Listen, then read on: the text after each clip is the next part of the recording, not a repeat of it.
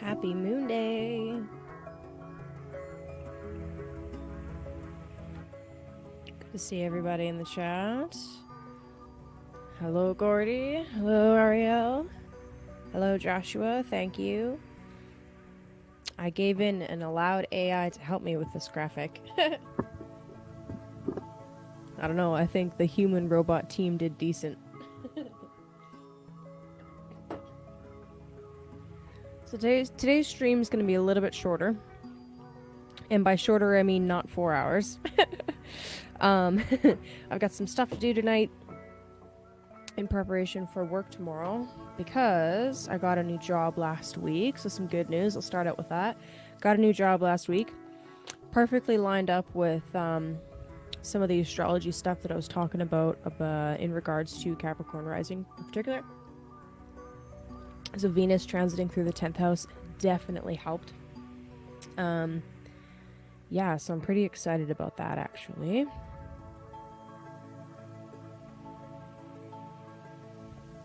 Hold on one second. Yeah, thanks, buddy. I'm pretty excited. And you know what was kind of the clincher really for me even applying to this particular place in the first place was that I kind of realized that I'd been holding myself back and not putting in the full amount of effort that I think I deserve to give myself. Does that make sense? So, went and applied for a bunch of stuff that kind of felt like it would be a little bit of a reach. And that is just what you gotta do sometimes. So, you know what? I'm not perfectly qualified for this thing, but I can learn. I'm a good learner. And yeah, look at that. Hello, fool. I'm a quick learner. And it's a good job. It's a solid trade. So I'm going into machining. What's up, Jenny? I'm going into machining, and I'm really excited because it's super nerdy, but it's still like blue collar, and it's really solid pay and lots of room for improvement and stability and all sorts of lovely words. And seems like a really cool company to work for. So anyway, I'm excited to see how I can stabilize and grow myself personally. So yeah, anyway, I've got some stuff to do tonight because I have some things that I need for tomorrow morning. And yeah, hopefully with how things are right now, I should be able to continue my Monday stream. Unless I start taking some overtime, which is entirely possible. So just so you guys know, you will be the first to know if I decide to start taking overtime on Mondays.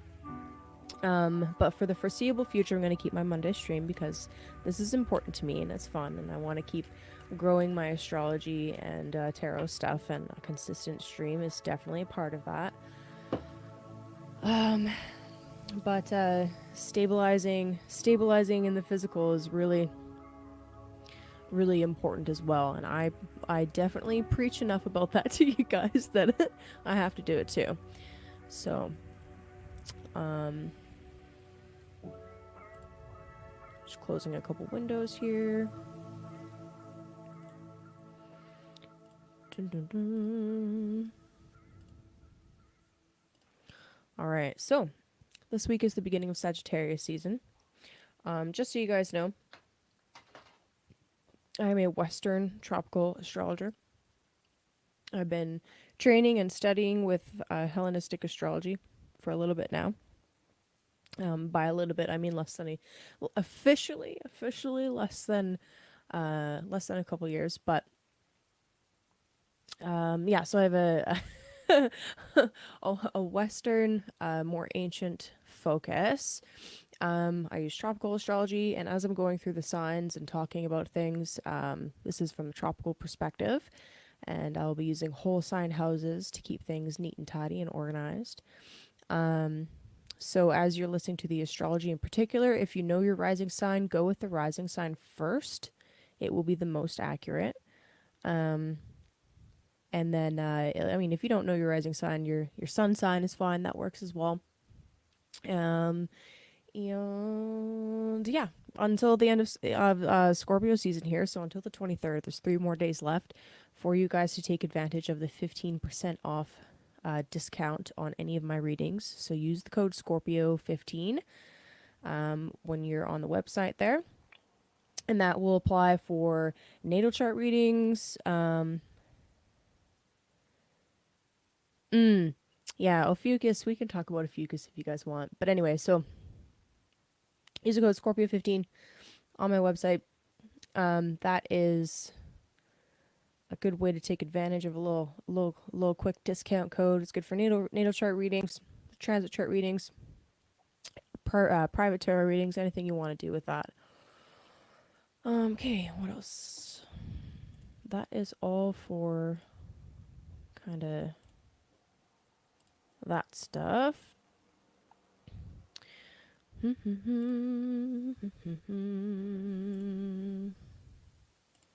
It's my window here. Yeah, so how was your guys' week? If you have any Mars Sun conjunction stories, I would love to hear them.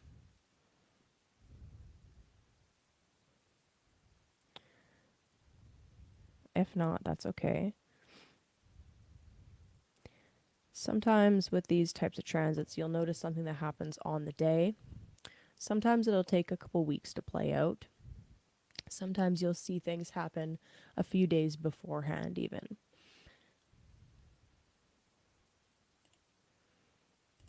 Opening up my charts here. Okay. So Sagittarius season. Sagittarius is the fire yang temple of Jupiter. All right, so you'll notice in the traditional scheme of things, each planet has 2 temples, a yang and a yin temple. Ah, fair enough. What house is Scorpio for you, Jenny? And yeah, I definitely noticed some Sun, Mars, Scorpio themed stuff happening on the internets as well, for sure. But yeah, anyway, so you'll notice each planet, right? Each god has 2 temples, a Yang temple and a Yin temple. Jupiter's Yang temple is Sagittarius. So, yeah, so isn't that interesting? Yeah, I'll come back to that. With Sagittarius, there's a really interesting kind of theme that I've noticed, especially for Sagittarius risings in particular, but people that have strong Sag signatures. If you think about this symbolically, okay, so Sagittarius is the season right before the winter solstice. So we have this theme of darkness dominating. Hello, Danny. Happy birthday. I'll do my best. Are you a Sag or a Scorpio? Anyway, so with the theme of Sagittarius, we have this idea of darkness dominating, but it's a Jupiter sign, right? So there's this intrinsic quality of hope and needing to keep the faith in Sagittarius, and with that theme in particular.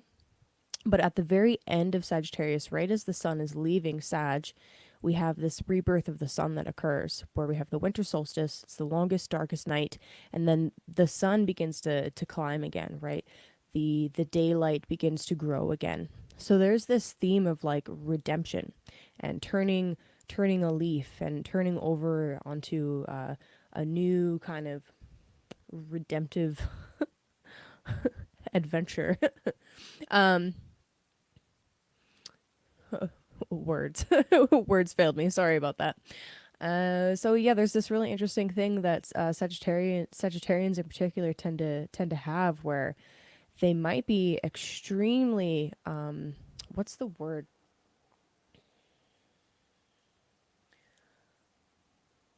hopeless isn't quite the right way to look at it. They can be a little bit more extreme in some of their self beliefs and their self talk until they reach this point of like deciding to turn things around. And once they decide to turn things around and turn over a new leaf and begin this whole new adventure back towards, well, towards the light, so to speak, they have this incredible ability to bring others with them and raise them up and inspire and bring hope to other people through their own personal journey of redemption. So it's really, it's pretty fantastic. Um, you're not Danny from like that I know personally. That'd be cool. What's up, Grants? So yeah, so anyway, the Sagittarius theme of redemption is pretty cool. And if you think about the story of Chiron, so yes, Chiron is an asteroid and all that lovely stuff, but the story of Chiron is absolutely linked to Sagittarius as well, okay? So if you think about the story of Chiron, he comes from this background of being the most wise of the centaurs, right? He's extremely wise. He's a healer. He's able to help many people, and that's lovely, right? He's already starting out as, oh hey, what's up, girl? So anyway, he starts out as this this really cool kind of figure, right? By cool, I mean I mean wise, mystical. He's already a leader in a way. He's very Jupiterian, okay? The Zebra Man in Fantasia. Yes, exactly. So anyway, as he kind of like starts out his story, he already has like the super Jupiterian quality to him, right? And then he's injured. So he takes a turn for the worse, right? He goes down into his own underworld journey, basically, which is symbolic of this season. Okay, so he goes through this underworld journey where all of a sudden all of his knowledge doesn't mean anything. It still means stuff. He can still help other people, but there's nothing that he can do right away anyway where he can help himself. And it is through actually helping other people and continuing to practice his medicine and assisting the people around him with the same wound that he has, that he's able to help himself and relieve his own pain. So there is like this interesting redemptive quality in that story. And then eventually Chiron ends up being placed amongst the stars and immortalized as the constellation of Sagittarius. But not saying that you guys have to be immortalized amongst the stars to receive your redemption, but there's just this theme of like turning from like the depths and then beginning this like rise towards something better and bigger and healing other people, but first having to work on yourself. And once a Sagittarius works on themselves and turns all of their outward energy inward for just a little bit, it spurs them towards something really beautiful. So anyway, yeah, that's cool. Hey girl, hey. All right. So let's pull up the chart here and let's talk about the week.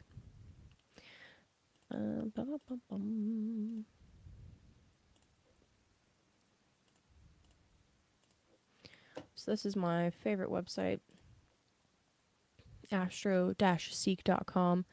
It's awesome because it is free and it has a ton of free tools on it that are really helpful. If it will open, that would be great. There we go.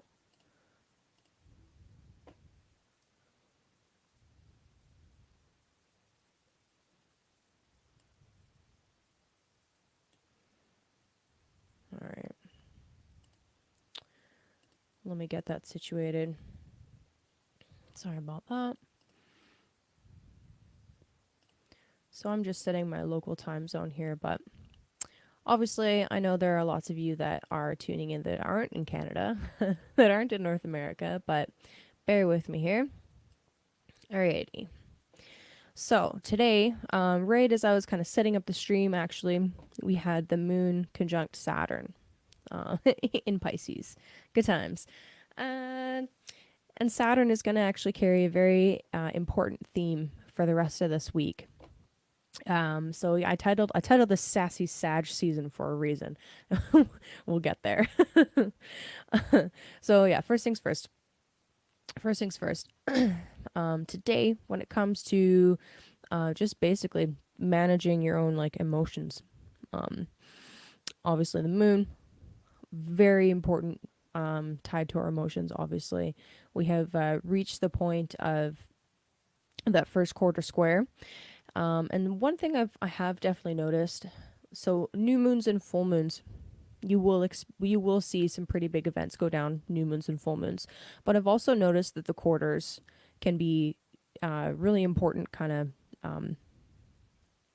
turning points, so to speak, in the middle of that lunar cycle. So once we've got this first quarter square here, so new moon, there's the moon now, so that's one quarter, right? Once we've got this first quarter square here, it's kind of like we're at like the first kind of manifestation point before the full moon, before things actually culminate, where this is like a make or break kind of moment. Are you going to make good and take action on, the things that you began during the new moon or not? Moon on top of Saturn, very much so. How much do you believe in the changes that you're trying to create, right? And this was a very important new moon cycle, right? I mean, every new moon cycle, there is something important about it, but this one in particular, being so close to the Mars Sun conjunction, pretty much like a couple of days before it, with Mars right there, we're taking a lot of action, okay? Or at the very least, if not taking a lot of action, which is the most basic way to look at that, we're inspired, right? We're trying to become brave about something. So the first quarter square, especially with the moon right on top of Saturn today, this is like, how much work are you willing to put in to actually get there? Right? Are you actually going to do the practices and try to cultivate the discipline necessary in order to really kind of launch yourself forward with whatever it is that Mars Sun conjunction meant for you? Okay, so there's that. Moving forward, as you can see, the sun's at 28 degrees Scorpio. Dun dun dun. So Sagittarius season begins on the 22nd. And immediately, as soon as the sun enters Sag, it squares Saturn. Kablam. Now, a square to Saturn is nothing to freak out over. This is not necessarily a bad thing, okay? Squares do imply some measure of tension, right? There is some kind of there are fundamental differences between the two signs involved in the square, right? And actually, interestingly enough, we did talk about this already a little bit with Mercury squaring Saturn, but both of these are Jupiter temples, right? One is the Yang temple of Jupiter, one is the Yin temple of Jupiter, one is fire, one is water. Naturally, fire and water don't have the easiest of relationships, right? Water will put fire out, right? But you can also you can combine them, though. There is such a thing as hot water, right? There is such a thing as steam, right? You can heat water to the point of boiling and evaporating. So these two elements, it's not that they're totally incompatible and they cannot actually connect at all. It's just a little bit more complex. It has to be done in the right proportions at the right time, and maybe you need some kind of barrier between them. It totally depends. But I think, what is it? I think it's Disney. Might have been possibly Disney, possibly Pixar, but they put out this movie not terribly long ago called Elements. It followed the fire element. This young female flame, basically. She's going on a journey, and she has quite a battle with her temper. And this will be very important once Mars moves into Sagittarius as well. She has quite a battle with her temper, where she's trying to, for lack of better words, temper her temper so that she can take over her father's or grandfather's business, basically.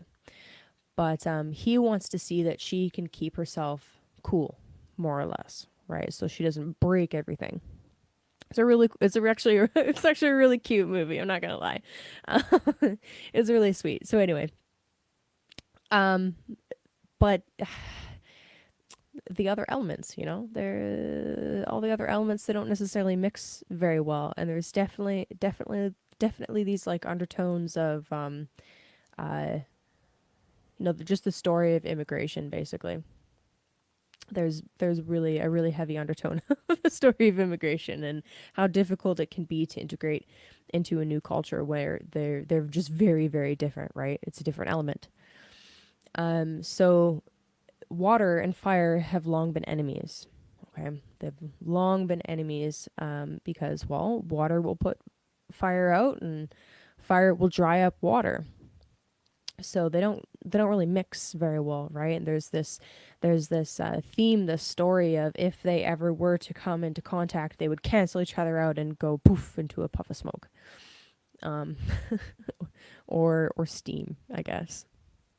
So anyway, on in the story, she comes into contact with a water boy, and they begin a friendship. Okay, and they have to learn how to. Well, they learn that they're not really all that different after all, right? Water and fire actually do have some interesting shared qualities. Well, both of them actually are very emotional, just in different ways, right? With water, we're about connecting and bringing people together and relating and empathy and compassion and all those really nice soft words. And with fire, it's also a very emotional sign. It's about passion and inspiration and leadership. These are water qualities. Spirituality belongs to both elements. In fact, I mean, you could argue spirituality belongs to all of the elements. It's just we think about it most with fire and water, fire in particular, for sure. But anyway, they have to they have to kind of like figure out how to get along and how to coexist some way. Anyway, these are things that I think about as we're looking at these squares between Sagittarius and Pisces, especially when it comes down to our beliefs about, different things in life. And obviously, I mean, big news on the world stage is we're watching two very, very intense, very intense religions kind of going at each other. But I think that this is really just one reflection of that happening in all of our lives in different ways, right? Especially over the last 3 years, depending on what you believed, that kind of decided what side of the fence you were on in so many different areas of life. Okay, both of these signs have to do with our beliefs. Both of these signs have to do with Jupiter, right? Okay, so anyway, as the sun is entering Sagittarius, and we're looking at this redemptive story of Sagittarius, we have to put in a little bit of extra effort. Okay, so the very first thing that you can associate a square with Saturn with is extra effort. Now, this is something that does happen twice a year, right? As Saturn is moseying through his sign there, the sun will square it, come up to it conjunct Saturn, and then square it again, and then we'll experience the retrograde, and it'll oppose the Saturn. So it's not like this is a rare transit, right? It's really not that rare at all. It happens at least twice a year. Um, only twice a year, not at least, only twice a year. But anyway, so Sun square Saturn, there's more effort that's needed. Okay, straight up. That's the first way you can think of it. But also when it comes to us cultivating and working on our own spiritual practices, Sun square Saturn is really bringing to mind like, hey, how disciplined are you with this? Is this something that you're doing every single day, every single week, or have you been like maybe slipping here, slipping there, and maybe is there just a little bit more effort that needs to be applied in some area? And I keep being reminded that I need to be meditating more. And it's coming up in multiple different spaces where it's like, hey, Kaylee, have you been meditating? And the honest answer is no, I haven't. Um, and it's, I don't know, it's so funny. Like I get this sense that if there's something that you could be practicing that is ultimately faith based or spirituality based or um, somehow related to Jupiter, and just off the top of my head, I can't think of any other examples right now, but there's more, I'm sure. Um, Almost guaranteed that if you put in a little bit more effort and really work for it, it's going to pay off way more in the long run than something that's really easy.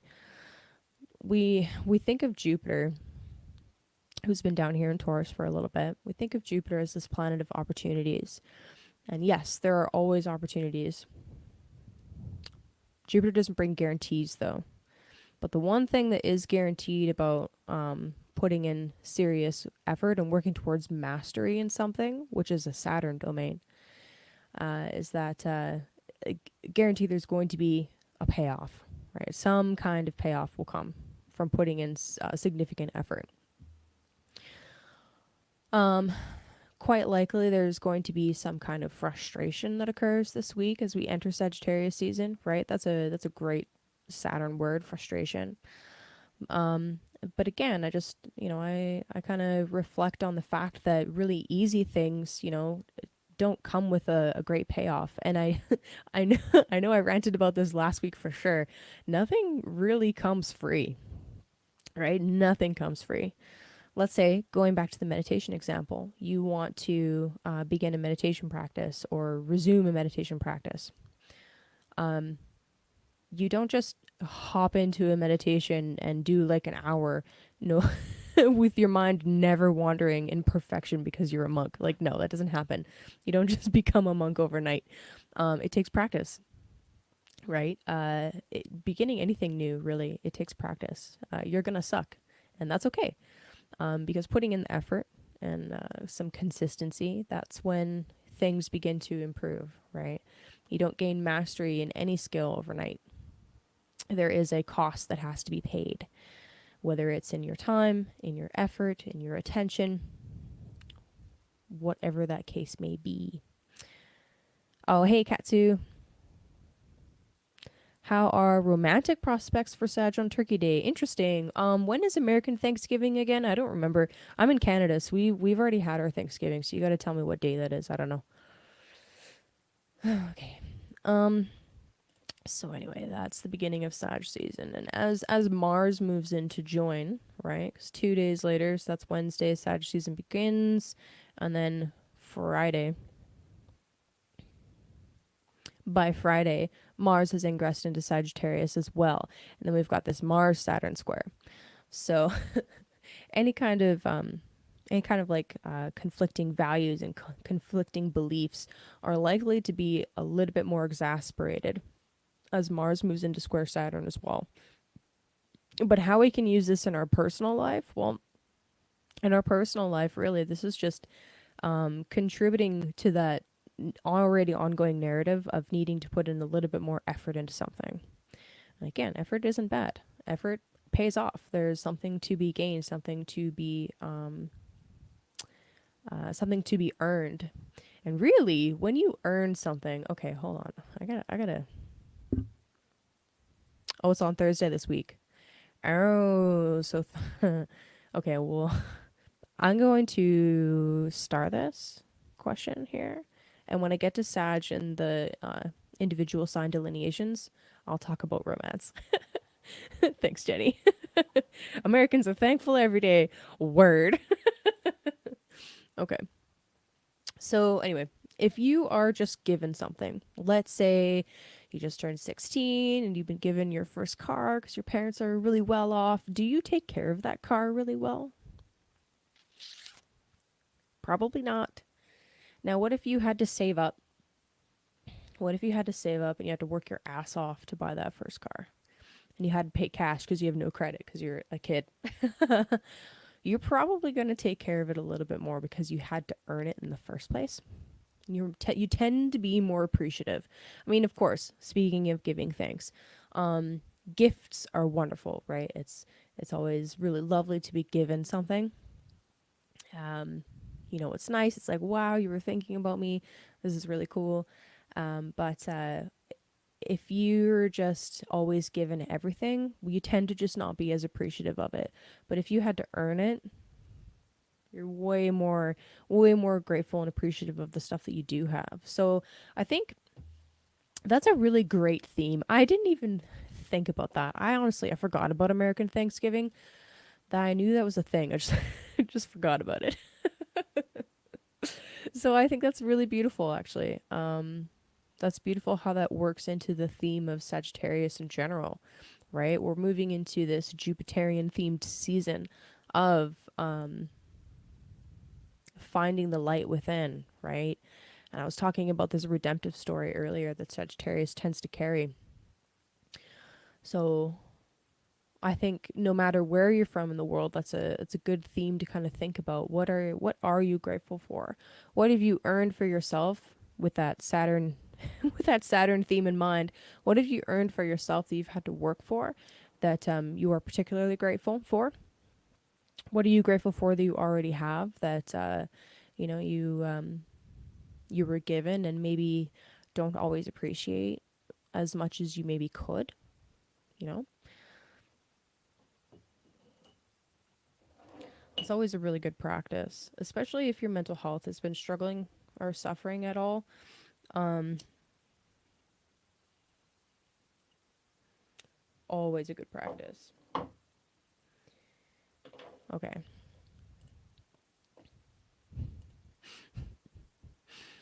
I love Americans. You guys are so funny. Okay. Back to the chart for a minute. That's you know what, honestly, that's kind of the big news of the week is these big squares to Saturn. Um, so I think some other themes that you might need to just kind of watch out for is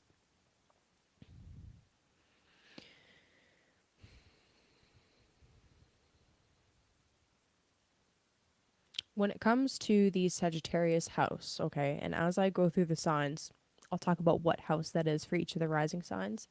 When it comes to that particular house, um, there very well may be this theme of needing to apply a little bit more effort to enjoy the fruits of that house. Um, and again, I'll get more specific. I'll get more specific for each rising sign as we go through. Where can we apply a little bit more discipline? And maybe where can we apply a little bit more maturity too? Because that's a really great theme of Saturn. Um, yeah, I think I've harped on that enough. All right.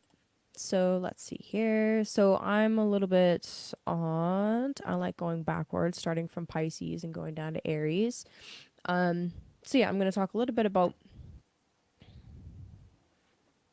just that square, really.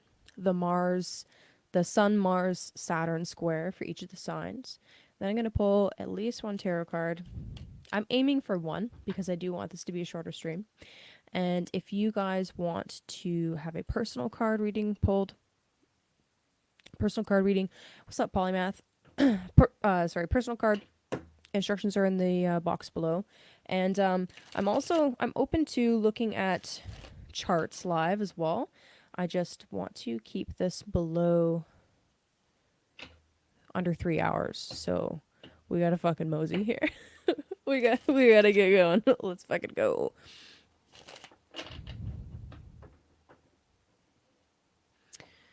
Yes. Okay. Polymathing. What's up, Louie? How you doing, my friend? Man, it's so cool to see you, Danny. Well, to see your name.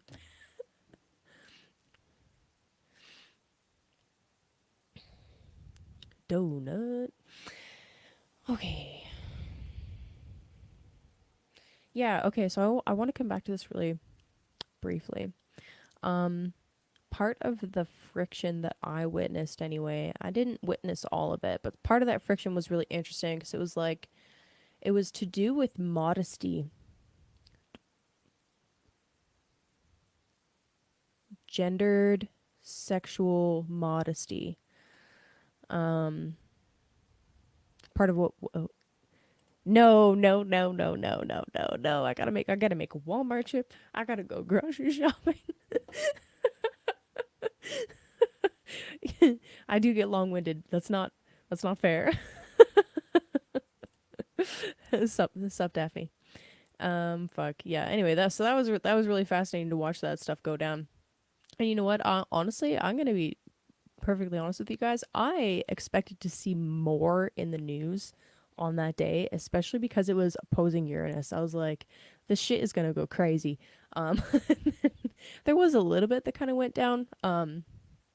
Different. There was like, a lot of protests for sure, especially about the Palestine Israel stuff, and like there still are. That's continuing. It's not slowing down. And some.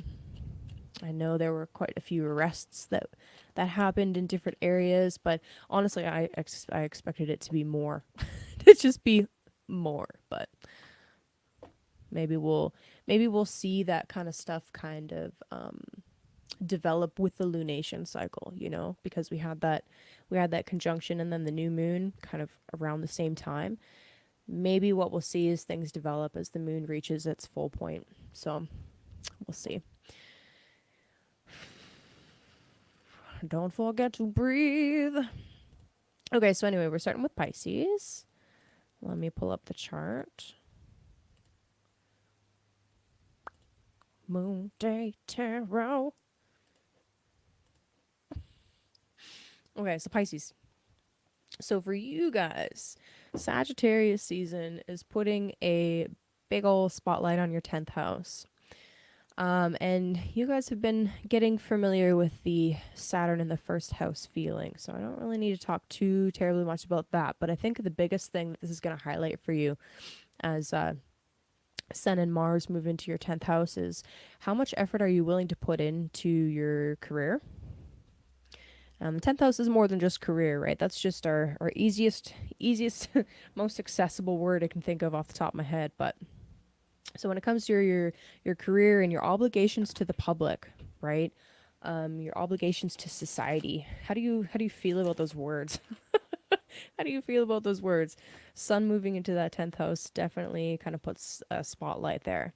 And with it squaring Saturn in your first house, this is kind of like Saturn is asking you to put in a little bit more effort here.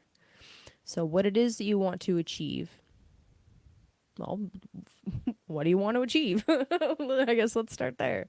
What is that overarching dream that you've got? What are the larger goals that you'd like to see?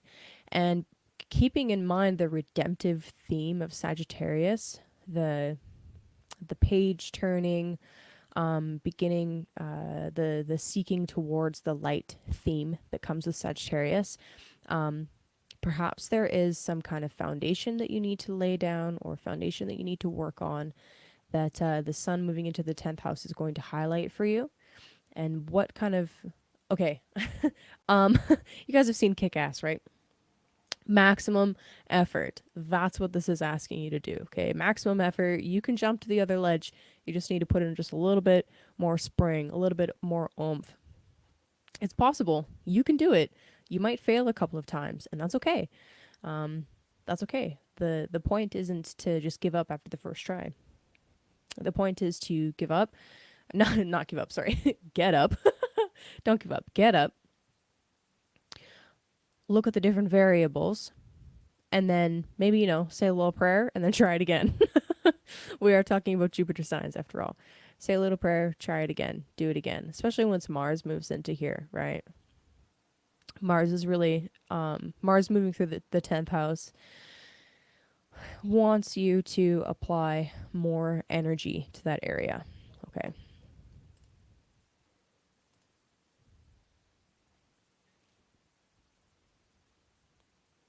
Yeah, next Monday is the full moon. That is correct.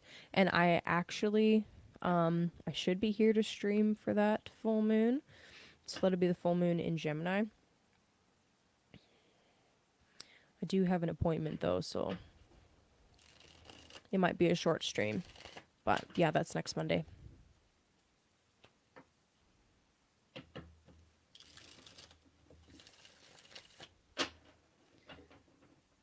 Kick-Ass was a kick-ass movie. That was a fun one. It was so sweet too. It's like you can't. I kind of want to go back and rewatch it. It's been quite a few years, but yeah, maximum effort. or as our buddy Chance says, hero mode. You need to go hero mode. What would the hero do?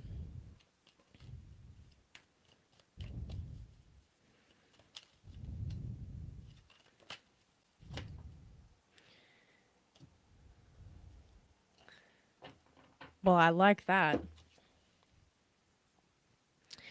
Pisces. What you got for this week is the Knight of Wands.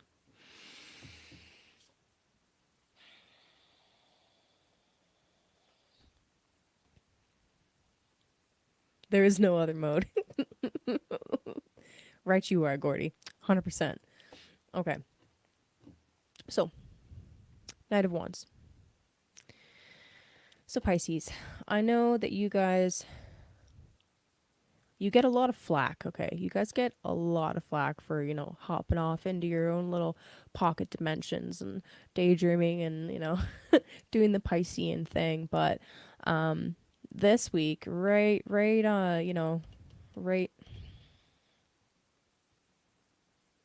as usual, the cards are just confirming the astrology. You are being asked to step into a leadership role. You're being asked to rise to the occasion, so to speak. There are things that need your attention and things that need your leadership, things that need your passion, your inspiration to either get off the ground or to keep moving forward. So fucking let's go. Let's fucking go.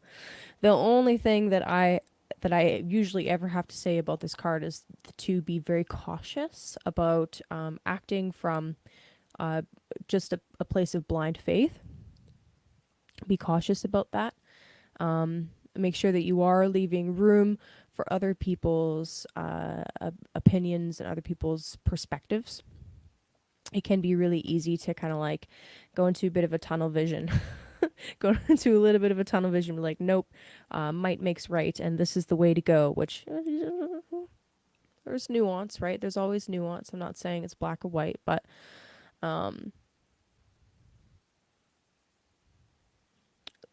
ultimately, if what's needed this week is your leadership, go with that. Lead the way. Lead the charge. There's probably really no wrong way to do it. Just be careful of not overstepping bounds too much, and be careful of trampling over other people's feelings, basically. Other than that, though, just fucking go for it. Go for gold. Go for gold. And you know what? Maybe I don't think Pisces generally has an issue with not being compassionate enough. I think you'll be okay. But really lean into that Sagittarius hero mode. Lean into the hero mode. You got this. Aquarius.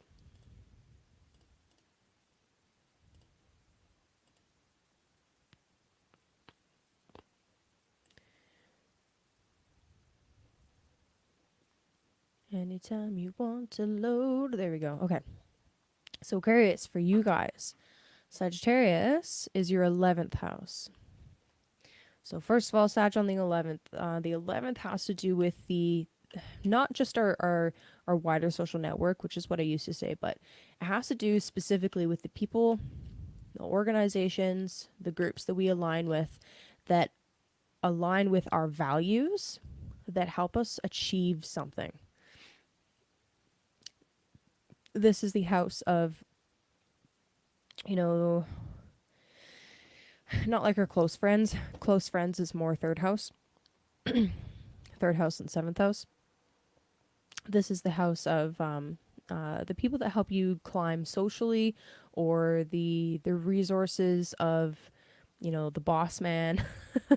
This is the house of bonuses, right? So, in particular, the sun moving in here and then Mars moving in here is more so about to highlight basically what are the groups that you are a member of that that help you out in some way, right? There's just usually some kind of mutual exchange happening with 11th house groups, but you definitely see a heavy 11th house or the 11th house ruler being really important in people that are fairly wealthy and influential because they have strong ties with allies. Okay. You know that phrase, it's not about what you do, it's about who you know. That's the 11th house. So anyway, the biggest tension here is between the groups, the organizations that you align with that may or may not match your values, and what kind of drain that might put on your finances, and vice versa. Right? If you are making allies and trying to establish groups and networks that help each other grow wealth, for example, that would be a really that'd be a really pertinent way to kind of look at that square. Sometimes you have to pay money in order to receive an investment, right? Well, not sometimes, all of the time. Or perhaps, the groups that you're aligning with, maybe they want you to make some kind of sacrifice with what you're paying in. Maybe you need to, maybe there's like dues and fees involved with whatever kind of club you want to join, that kind of thing. Or perhaps they're really challenging your values, right? Second house can be resources on like the most mundane level, but it also is tied very deeply with our personal values. So perhaps there's quite a challenge here with the values that you've been cultivating for yourself. Are these groups actually beneficial? I guess Aquarius, you might need to do some kind of cost benefit analysis, right?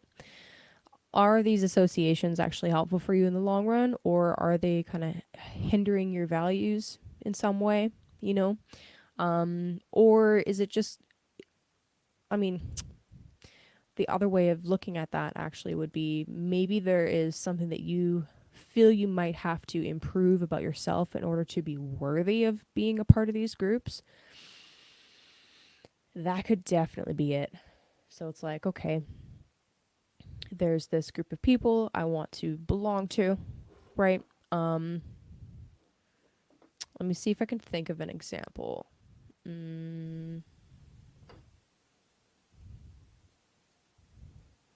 Honestly, every time Aquarius comes up, I just think of secret societies. I'm like, well, the Illuminati. So I'm like, there's I'm sure there's other groups like a gentleman's club or something like that. Okay. Well, maybe they're challenging you, right? Maybe they're challenging you. Okay, if you want to be a part of this group, you have to show us that you hold some of the same values that we do, and some of those values are going to challenge you personally to improve yourself in some way.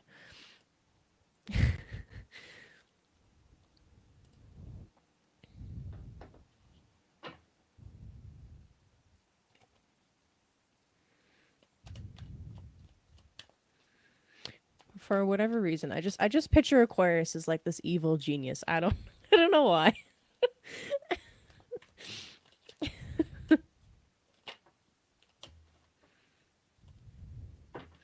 Aquarius, you got the Ace of Swords. The Ace of Swords. Okay, so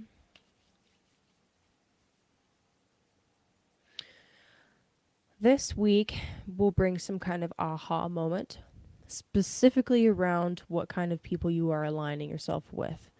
You're going to receive some kind of message, or and it could be like a literal physical message, or it could be something that you just gain some kind of insight or hear a rumor or something like that kind of lets you know whether this is a good alignment or a negative alignment, whether this is going to be like really positive for your overall growth, or if it's going to hold you back in some way. I think it's going to be positive, right? The Ace of Swords is generally not is generally not generally not a bad thing. And I mean, I'm not seeing any other card. Nothing else really came out. Oh, check out who's on the bottom. What's up? Okay, I like that. So keeping in mind this redemptive theme, it could be just as simple as you're witnessing and receiving some kind of message this week of some kind of friend or ally or person that you used to or are still in contact with that's really improving their life, right? They are going through their own redemptive arc, and it can be really a really beautiful thing to witness. Now, again, this is an 11th house connection. It's not a super close friend, but it's someone that, at the very least in the past, had assisted you in some way, or you assisted them in some way. There's some kind of mutual beneficial relationship there. Yeah, I really like that. I like that. Good old Ace of Wands. It's beautiful. Every time I pull the Ace, I just think, I know the truth. Anyway.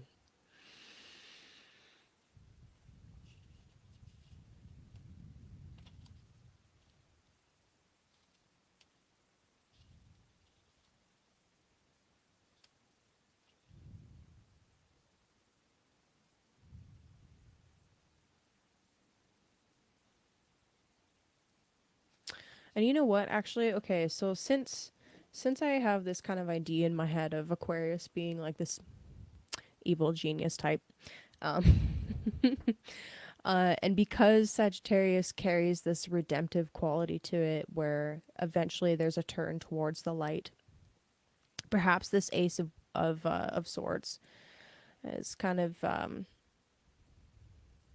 there's something that you witness this week where you're again witnessing somebody else's turn towards redemption, or perhaps you are realizing with this square to Saturn in your second house that some of the values that you've held on to this point are actually shifting, but towards more spiritually light things, right? So we're making the shift towards a more Jupiterian energy, even though there's Saturn there and Saturn is throwing up these interesting obstacles. It's still this it's like Saturn is helping us uncover the fears that we had and the underpinnings for why Aquarius anyway, why you guys kind of go towards this one particular path. Well, this one particular path isn't really working anymore. Saturn is trying to show you this. This Ace of Swords moment is like, wow, okay, it's because my values have been in the wrong place and they're starting to shift. So anyway, that's Aquarius.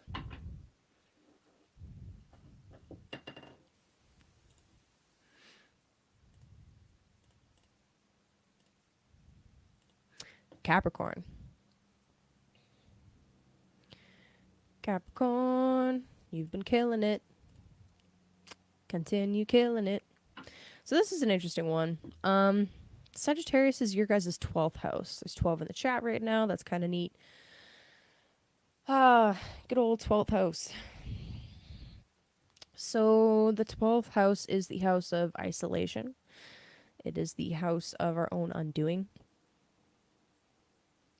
So the sun moving through here. So first of all, if you're a Capricorn rising or your sun is in Capricorn, it's natural to be a little bit more tired or feel like you need to withdraw a little bit while the sun is going through your 12th house. Sometimes this can be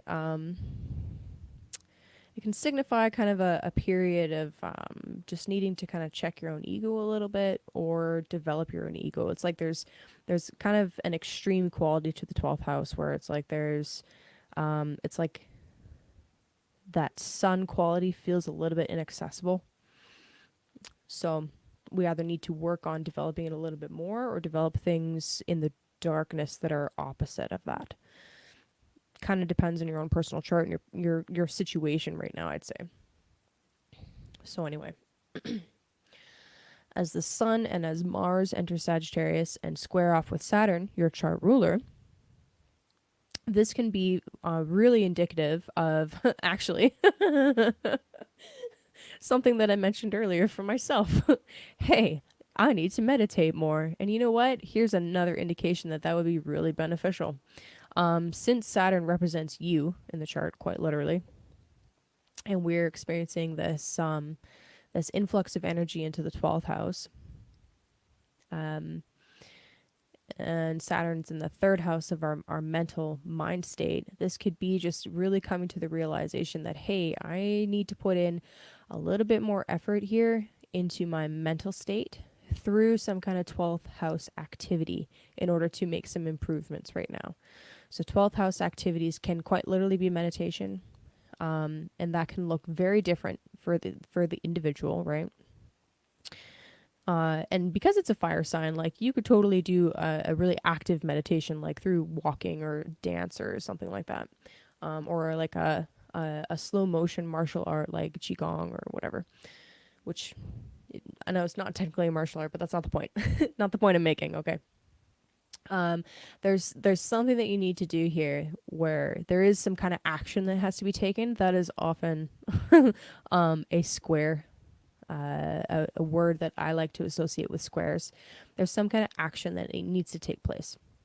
And 12th house can also be associated with like deep study, right? Because how do you conduct proper research or proper studying? Usually you need to be in a distraction free place, right? You need to be usually by yourself with the phone away and no extra tabs open on the laptop. And speaking of myself, obviously, water right next to you. You know, there's no reasons and no easy things to distract yourself from what you need to focus on.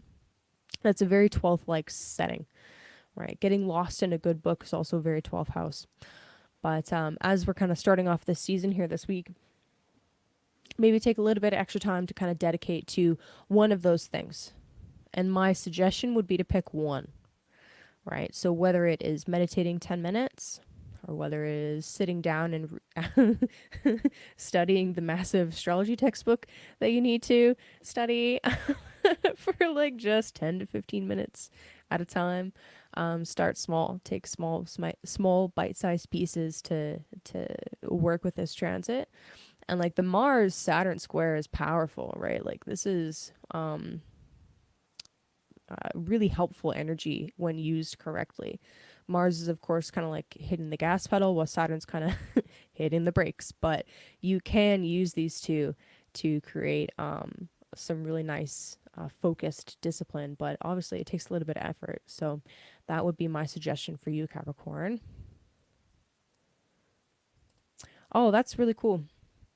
No, thank you for sharing, Louis. I love it when you guys share that kind of stuff. That's really neat. So appreciate that.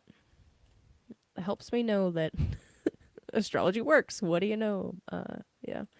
Okay, Sagittarius. So we had a specific question from somebody about Sagittarius's love life. How are the romantic prospects for Sag? Um, so I'm gonna start with that question first as I pull up the Sagittarius chart. So I can speak kind of generally about how the transits are affecting Sagittarius, but when it comes to our own individual capacity for love, that is something that you would have to look at your individual chart for. So I can talk a little bit about, what your seventh house lord is doing in the transit wheel and stuff like that, and that can kind of give some insights definitely for like how things could potentially play out for you, but it won't be individualistic enough, and it won't be able to apply to every single Sagittarius out there because you guys have different unique charts because you are unique human beings. So I will definitely speak to that, but keep in mind that kind of disclaimer there that really to answer it truthfully and completely, I need to see a chart. But yeah, happy to answer. Also, feel free to request a card.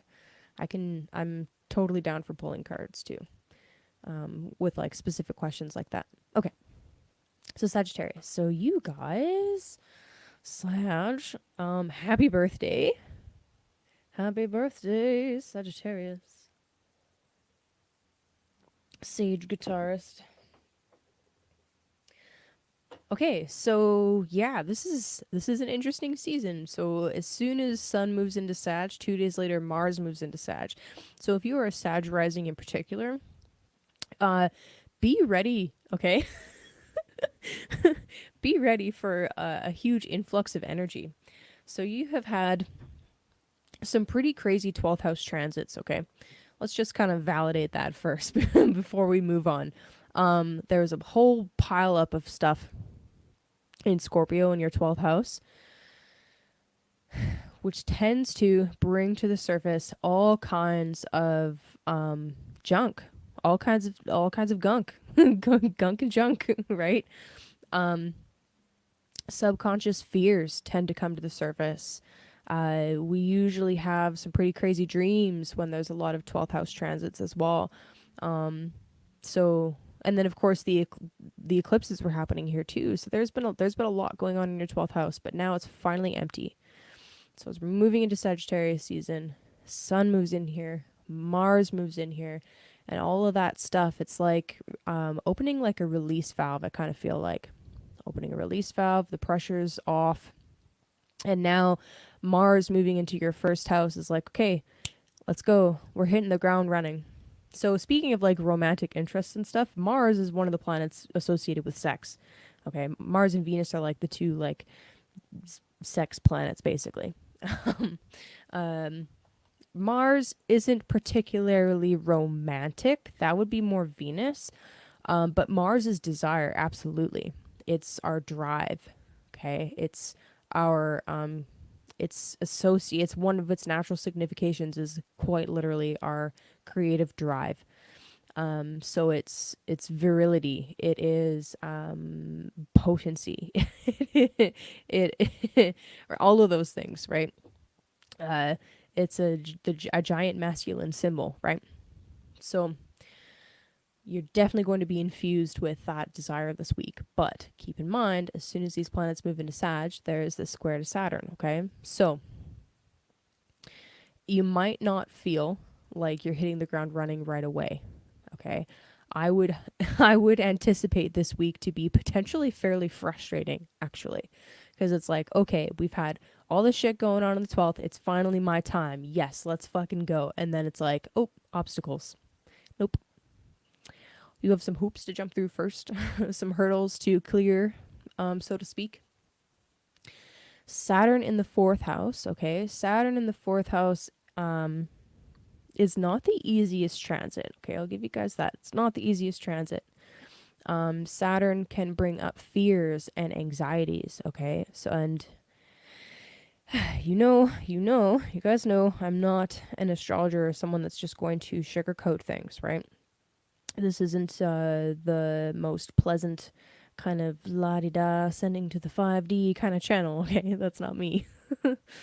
Saturn in the fourth house can bring up fears and anxieties, but the reality, there's a great Saturn word for you. The reality of Saturn in the fourth is that we are being asked to build a solid foundation, okay? That's a fantastic way to look at Saturn in the fourth. The fourth house is your anchor. The fourth house is your foundation. It's your root. All right. Saturn going retrograde and kind of dancing through that fourth house area is like, hey, what do you have going on in your root, in your deepest depths of your psychology that is causing you to sabotage? Or, maybe there's a lot more effort that you need to put in around the home, for example, that maybe way more responsibility than you've been used to beforehand, before this point. The beginning of Sagittarius season, it's going to feel like you want to hit the ground running and do all of these things, but it's almost like there's just kind of like some additional work or some additional effort that needs to happen at home first, right? Or at the same time even, right? So like you want to go, go, go, go, go, but you need to apply some of that energy, right, down into the fourth as well, okay? So how this is literally how I'm watching this literally play out right now. So my boyfriend is a Sag rising. Okay. Uh, so Saturn in the fourth house is quite literally having to take more responsibility around the house, right? In the mental and the emotional labor and the physical labor around the house, right? So this is like literally needing to step up to the plate and do certain things, right? We can't always call a plumber for a clogged sink, for example, which is perfect for Saturn in the fourth. We could definitely talk about plumbing, right? So so what happened? Well, he got a snake and unclogged it himself, and it was beautiful to watch. It was beautiful to watch. It was disgusting, but but he did it. Um, a great little perfect example. Right now, we're having some other kind of plumbing issues happen, but um, it'll be kind of interesting for me to watch as the astrologer to see if the Sagittarius rising rises to the challenge and puts in any more kind of um, effort and work to get things working in the property around the house, right? So that's just one example, but I'm literally watching it play out, so it's a perfect example. Yeah, Danny, do you know what your rising sign is?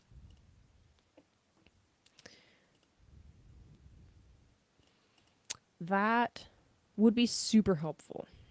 So if you know what time you were born, you could figure out your rising sign. If you don't know what time you're born, that's okay too. I can't remember if we talked about it. It's been too long.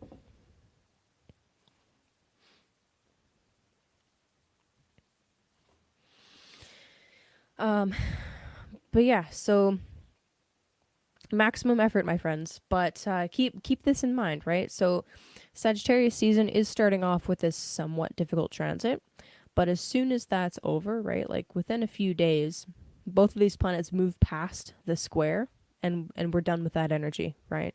So it's like this kind of temporary little like hump that we just have to get over. And it adds to this theme, this redemptive theme. So do you want to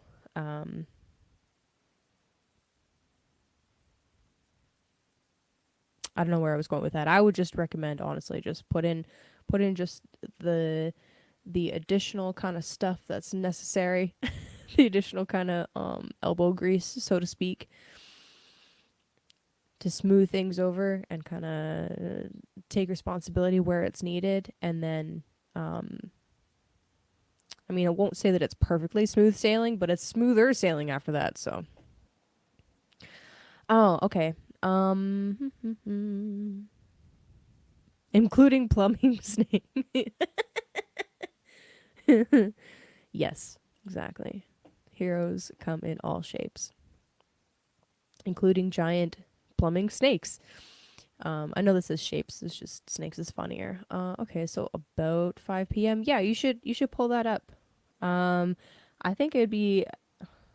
I'm a fucking nerd, so I would have fun trying to figure out what an appropriate rising sign would be. I mean, of course, if you put in November 25th, then your year, and then around 5 p.m., you can go with that. Um, thanks, Louis. So somebody thinks I'm funny.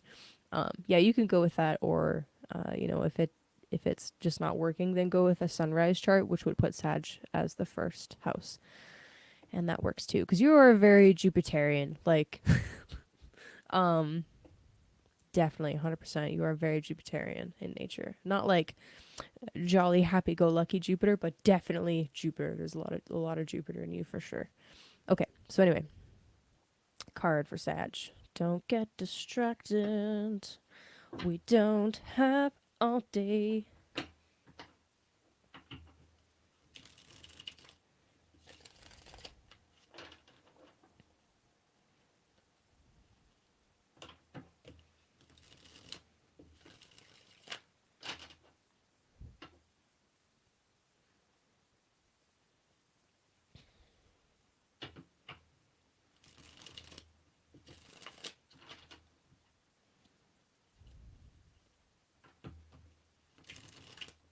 Oh yeah, I was gonna answer the question about love. I'm gonna do that now. Sorry, dude. Well, I remember. I remember. Okay, romantic prospects grants.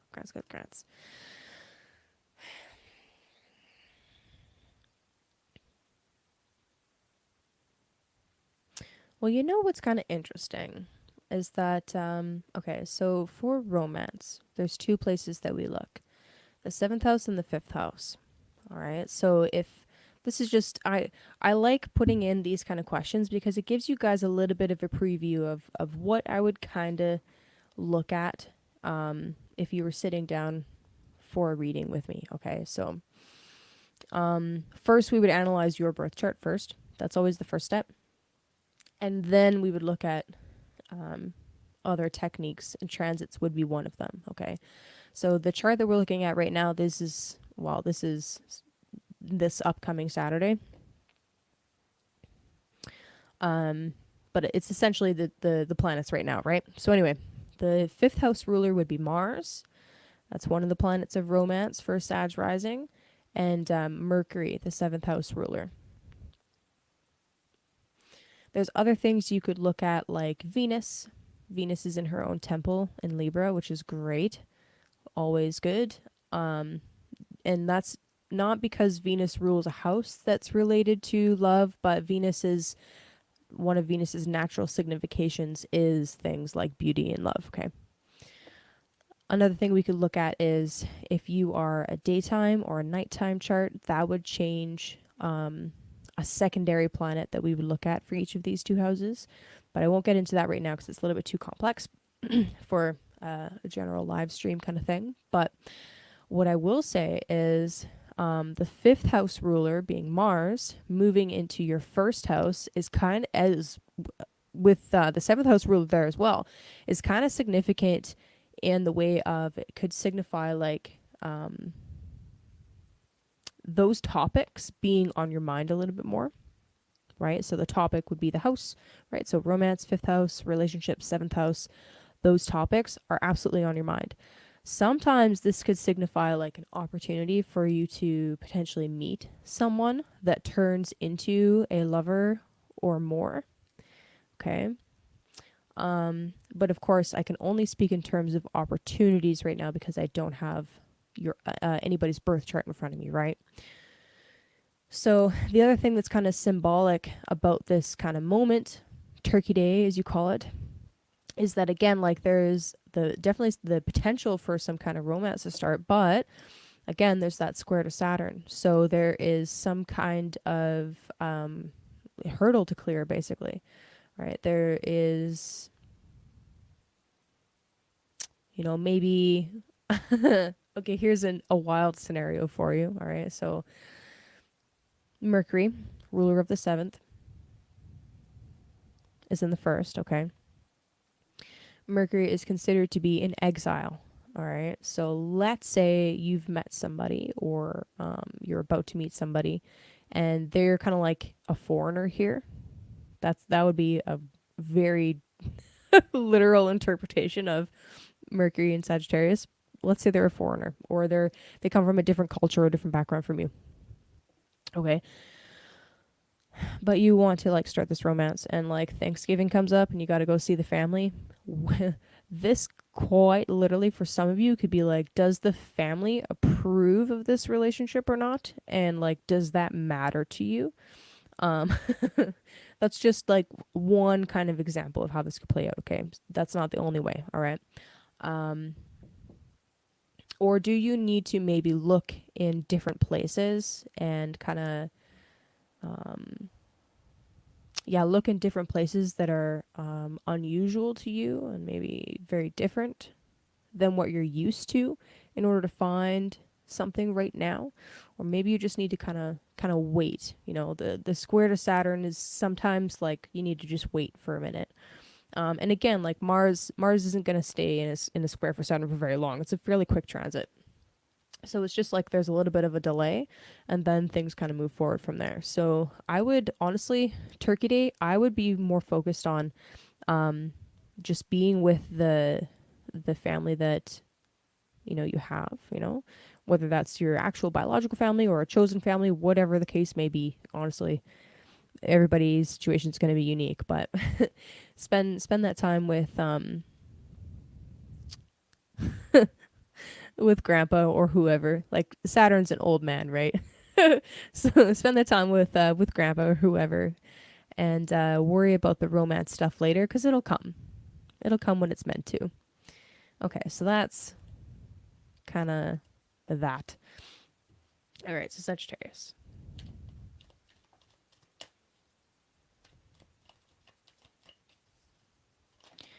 One thing that I really admire about Sag.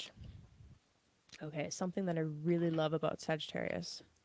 That sometimes gets on my nerves because I'm very Saturnian, but Sagittarius, even when they are feeling down, they have this talent for bringing people up and reminding them to play. This is a really beautiful quality, Sagittarius. Getting people to play and embark on adventures is it's so stereotypical, but it's so Sagittarius, and it's very true. That's just what y'all do, and it's a beautiful quality, one that I admire and appreciate very much. So anyway, Sagittarius, the card that you guys got was the Seven of Pentacles. So this is actually a Saturn and Taurus card. So there is this quality to this week for sure of something that is delayed. Okay, that is there, but there's the promise of it growing and being sweeter if you wait. Okay? If you have ever gardened, and I know you could tell I'm like earth dominant, I always bring up food and gardening. If you've ever gardened, and if you've ever gotten impatient with what you're growing and pulled it too soon, it's not as sweet. It's not as sweet. Timing is everything when it comes to cultivating a garden. A lot of things you have to wait for, right? The plant in the seeds, the greenery of the plant has to grow. If it's something that flowers and has fruit, well, you got to wait for the flowers to grow and then be pollinated and then turn into the fruit, and then the fruit has to grow and fill up with water, and the flavor needs to develop. And of course, there are some things where the opposite is true, and you have to pick it before it gets too big. Because, if it gets too big, then it gets really fibrous and it's not very pleasant to chew on, or it gets bitter like cucumbers. Fucking cucumbers. They're so annoying. But there's so many things where if you just wait like one more week, just one more fucking week, they'll be perfect. But if you get anxious, or impulsive, and you just want it now, and you try to grab it right then and there, it could be so much better, but you have to be patient with it, right? You have to delay the gratification just by that much. That's kind of a theme of this week. Now, the seven is important. The numbers on the tarot cards are absolutely important. 7 invites us to think about initiations. So there's something about this week where you are being challenged. In that challenge is room for growth. In that challenge is how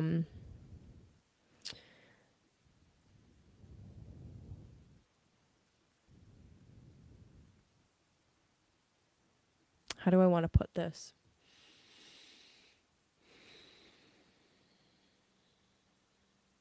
This challenge and succeeding in this challenge is important for growth. That's what I'll say. That is how I will say that. And I think the 7 of Pentacles is also, I don't know, to me it's associated with like, having backup plans and having a plan just to begin with. And I don't know, I kind of really like how this reflects this Saturn in the 4th house kind of thing, right? Like The pentacle, the earth element, is always about the physical reality, right? 3D physical reality. It is about, it can be about our physical health. It can be about our physical well-being, in that we have shelter and food and money to pay the bills. you know, the basic necessities of safety, right? Saturn moving through the fourth there can be about a lot of different mystical and emotional things, but ultimately it comes down to, is your housing stable? Are you physically stable? And before you can embark on any kind of spiritual journey, that you need that. You absolutely need that. You need to have the physical taken care of. And I know we ranted about this last week, so apologies for those of you who were here last week, but I guess Sag needs that message right now. There's effort that needs to be applied around the house or in your physical life right now, that it just has to be taken care of first, right? That's the square to Saturn. And once that's taken care of, once there's been a little bit of a delay of that satisfaction, then it's like, boom, the fruit ripens. You can pick the apple. The peach has reached maximum juiciness. The pumpkins are ready for plucking and making into pie. That's it. That's it. It's pretty straightforward this week, Sag.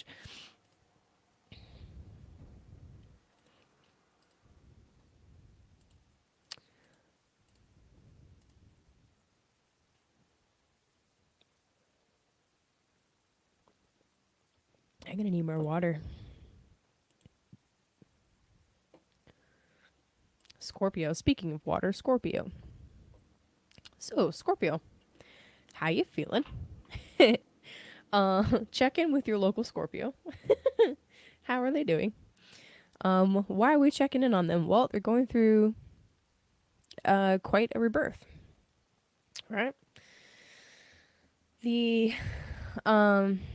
Sun Mars conjunction was symbolic of you, Scorpio, going through your own little mini underworld journey. Right, every 2 years this happens, right? And Sun and Mars travel at a fairly similar speed.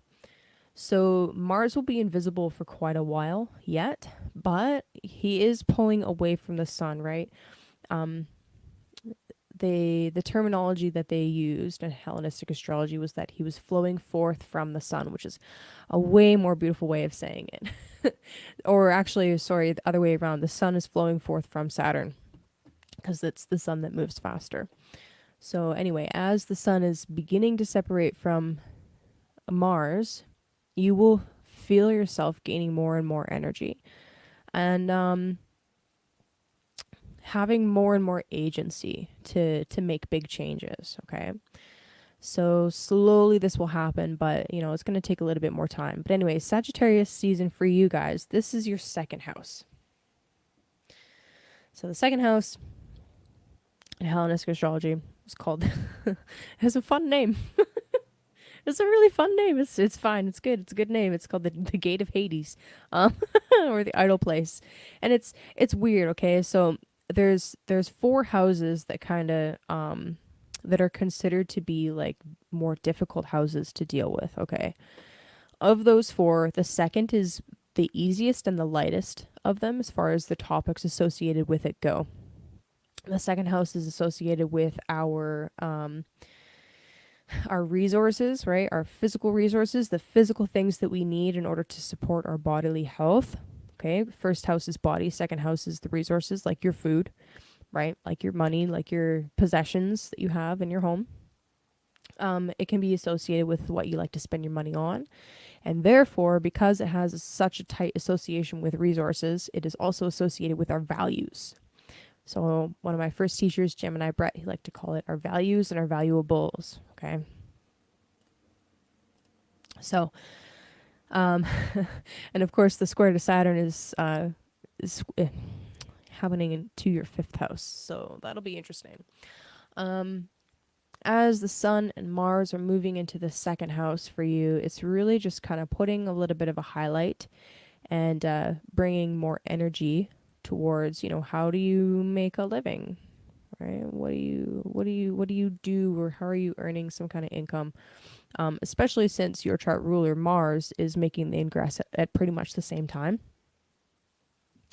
And with this like earnings house being kind of lit up here, um, is it creatively fulfilling? So here's something interesting about creativity actually. Since you have Saturn in the fifth, if there are no boundaries, no limits, there's lots of creativity, right? Not always. Sometimes applying a rule or working within a kind of a set restriction can actually force you to be more creative. Do you feel that? Because it's like, have you ever heard the term necessity is the mother of all invention? Literally, that's what I'm talking about. You need something. There's a need that has to be filled. You humans, right? We get creative in order to figure out how to fill that need. Okay? So that's happening. So as we kind of like come into Sagittarius season here, um, this can play out in so many different ways. It can be something as simple as there's some kind of creative pursuit that you have, but there's maybe the paints that you want are kind of expensive, and you have to kind of like budget it out, right? Or there's something that you want to do to earn an income, and you have to get really creative about how you do it because there's some other kind of restriction on your time or your energy, or whatever the case may be.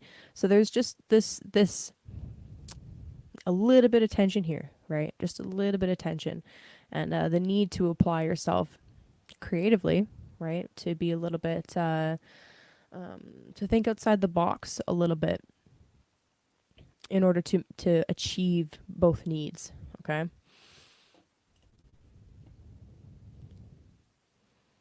I'm sorry, your mama's feeling rough. Yeah, I mean, that Mars Sun conjunction can be so symbolic, especially because it happened in the first house, right? So if you're a Scorpio Sun or a Scorpio rising, it's like some of them are quite literally experiencing Mars-like symptoms, like in infections, inflammation, and fevers, and that kind of thing, because they're going through that really intense underworld journey. Also, it's flu season, okay? It's literally flu season. That's a thing. But yeah, so I wish her a speedy recovery, a quick purging, so to speak. Okay, so anyway, it's a little bit of tension there between what you want to do, how you want to spend your creative energy, and maybe like the costs associated with it. You know, so there is a way to resolve that, but again, a square implies some kind of action needs to take place. So maybe there needs to be some kind of like reworking of the budget, as like a really boring example.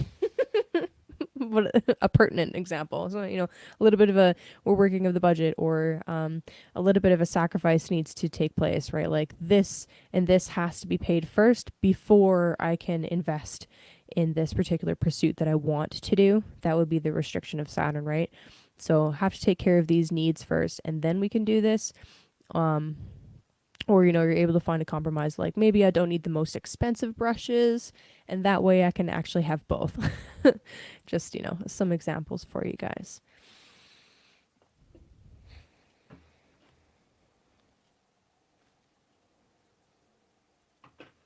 Or since fifth house is children, for those of you that have children,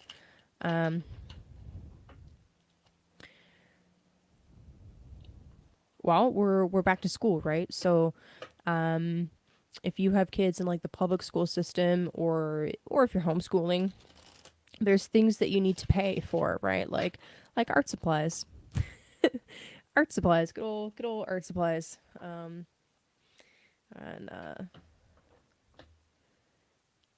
I mean, school's already started, so that doesn't really perfectly apply, but you get where I'm trying to go with this, right?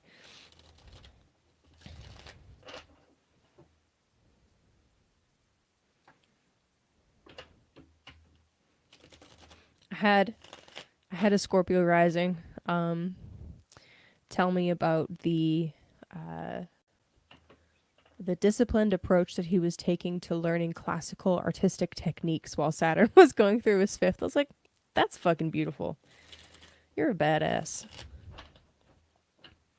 And you know that square can work both ways a little bit. So let's say for that individual, wow, that's very Mars. Let's say for that individual that they continue to do that, right? But as we're moving to Sag season, there's that square there. So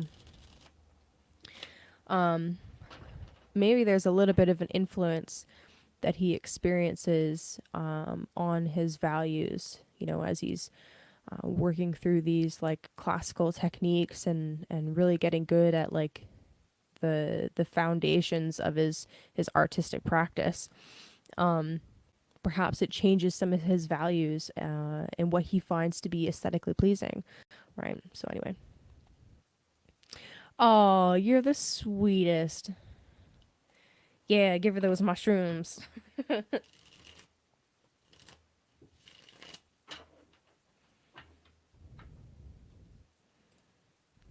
Yeah, exactly. Psh, not I. Inflammation? Huh. We laugh in the face of inflammation when we have our reishi tea. All right, Scorpio. Ooh, hello. Oh, I love that. Okay, check that out. We have strength. Scorpio, you have a Leo card that just came out for you. Fun. Okay. Nice. Hello to Louie's mama. All right. Strength, aka lust. What you are exploring right now, Scorpio, is this aliveness. Okay, this ecstatic, sometimes bordering on hedonistic aliveness. Sometimes in the example, hey Mel, sometimes in the example that just was brought up in chat, sometimes we have to go through some kind of sickness or unwellness or something happens where we're kind of like brought face to face with, hey, I'm in a human body that, you know, doesn't have an infinite number of years, and actually that makes you feel alive. So this is an invigorating energy, okay? This is an invigorating passion infused energy. I'm trying to think of more words. Those are good ones though. So take this kind of this grumption with you. And I love that. I love that you said she's strong like an ox. Like, yeah, of course she is. She's a freaking Scorpio. It's badass. People with a lot of Scorpio energy experience sometimes really crazy shit. And it just makes them stronger. But anyway, with the Leo card, with strength coming out, with lust coming out, I'm hoping that no matter what you're going through this week, Scorpio, that you are reminded that life is beautiful, the ups and the downs, and the downs, the traumas, the sadness, the grief, the lower vibrational energies that we experience, they're a part of being human, and they help you to appreciate the highs just as much as the lows, right? So as we're going into this season of Sagittarius where there's this redemption arc, this turning towards the light, be reminded that you don't get to the second half of the story before you experience the first half, right? So feel into it. Whatever it is that you're feeling, whether it's a nice feeling or a not nice feeling, lean into it. Because it is a reminder of your aliveness, and there's energy there to be released. And maybe even explore some creative ways of expression this week, to kind of help move that energy if any of it is stuck. So anyway, that's what I got for you, Scorpio. What's up, Mel? Good to see you.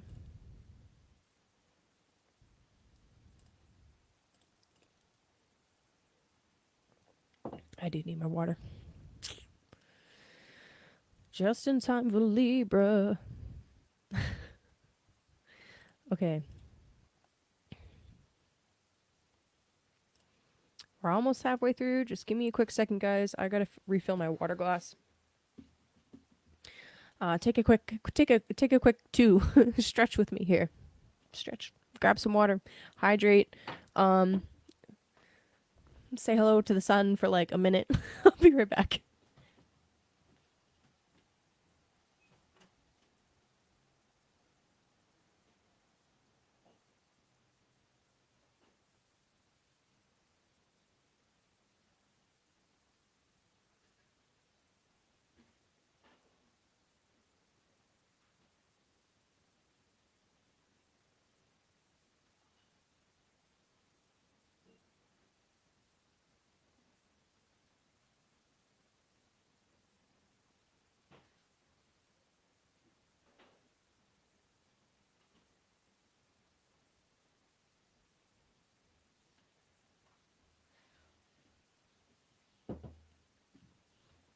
So that was more like 30 seconds, but you know, I wrote back. Okay, Libra.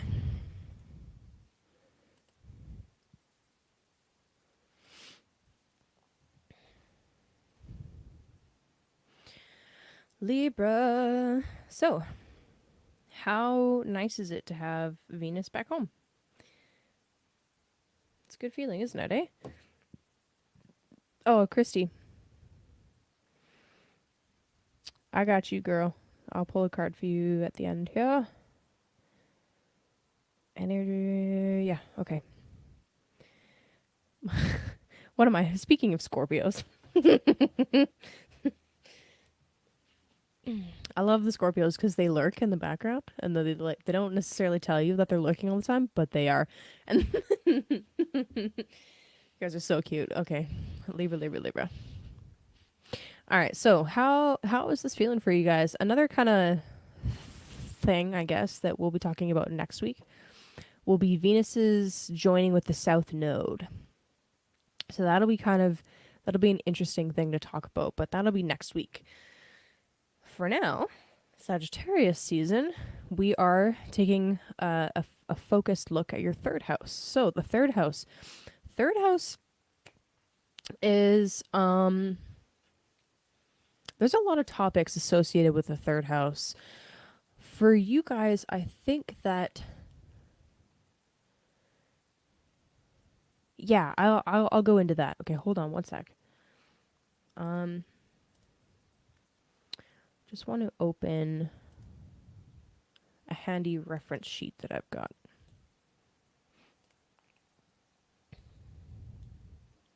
So the third house, okay? The third house is associated with the moon. All right, so why it's called the joy of the moon. Where's my friggin'? There it is. Okay. So yes, for you guys as a Libra rising, all right, Sagittarius rules the third house, therefore Jupiter rules the third house, but the third house is also considered the joy of the moon. There's a lot going on in the third house. In particular, it was called the house of the goddess, right? That's the association of the moon. And it is associated with like your neighborhood, right? Siblings. Those are some really easy, accessible words associated with the third house. Your friends and relatives and folk relations, okay? It can be associated with travel, right? Short journeys in particular, your local environment.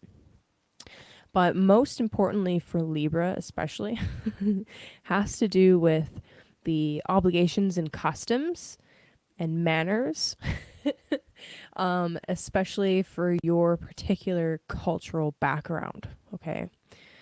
Sometimes it has to do with like obligations that you have towards your home and your family, and essentially to observing your local customs. And I know I mentioned this last week. but I gotta say it again because it was so beautiful. I don't think I've ever had a like a Libra friend as an adult. I have a Libra sister, okay, and she throws extravagant parties, okay.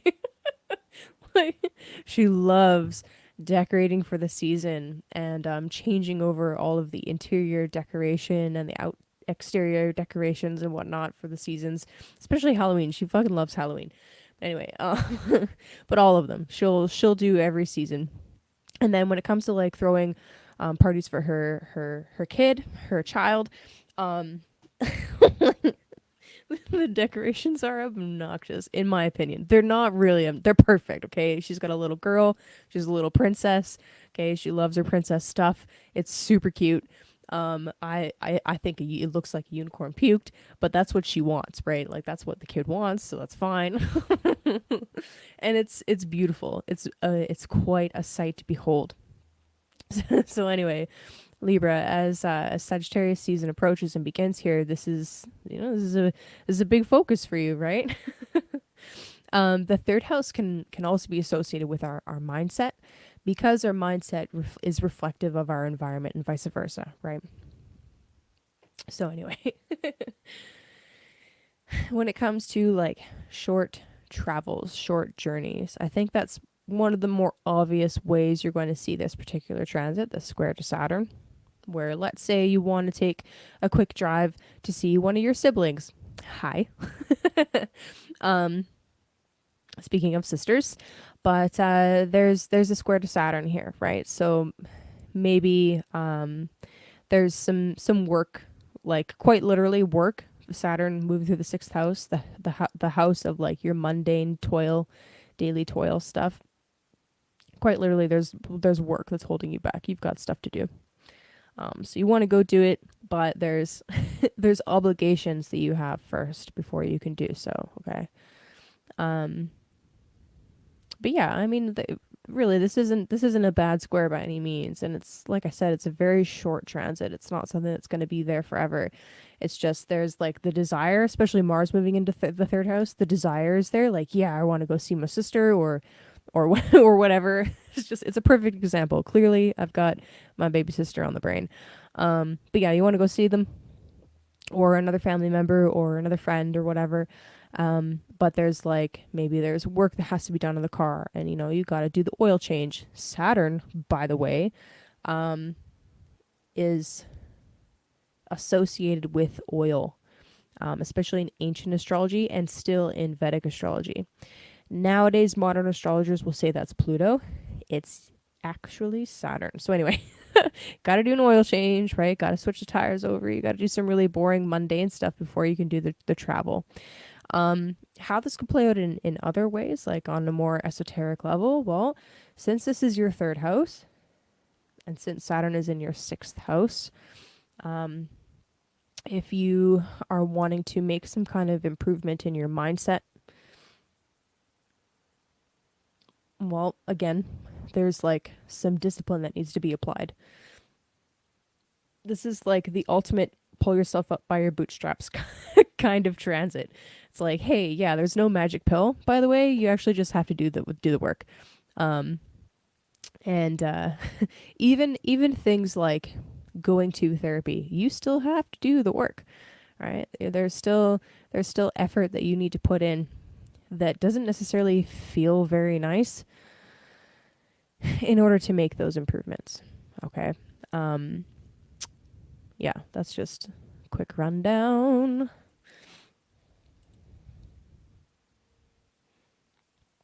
Like if you're going to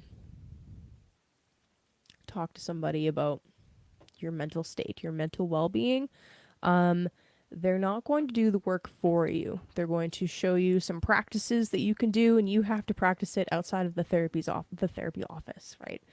Just another way to put it, basically.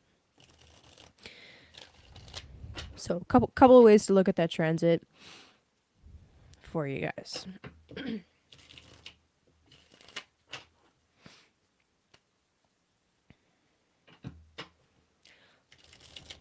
Hello again, Joshua. Thank you for the compliment on my my picture there. You missed it. Um, the image of the dude on the horse is actually an AI generated image. I was man and machine working together.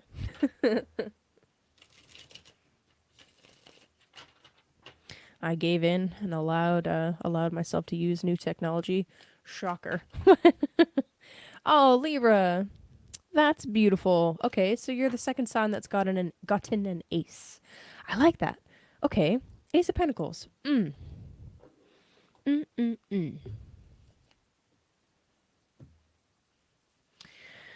extra effort put in this week is going to pay off, and you will see some kind of physical boon or reward or something that you've earned. Actually, most likely, it'll be something that you've literally earned.